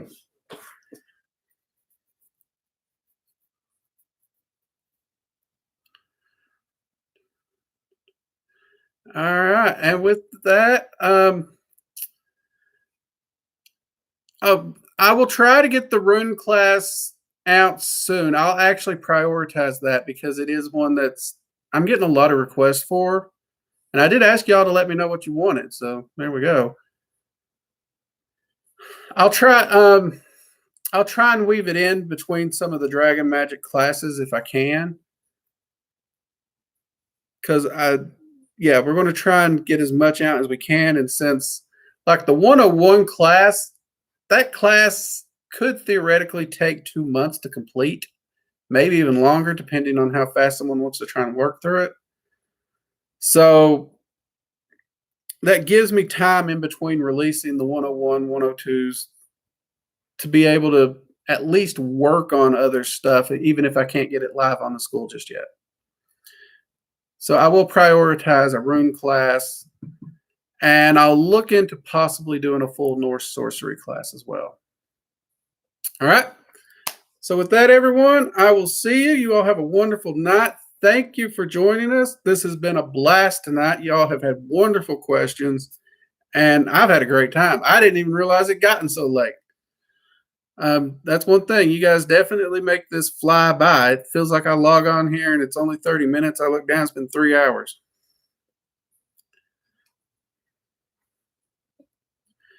All right. Anyways, may your path always be blessed. And I'll see you next week, everyone. Bye-bye.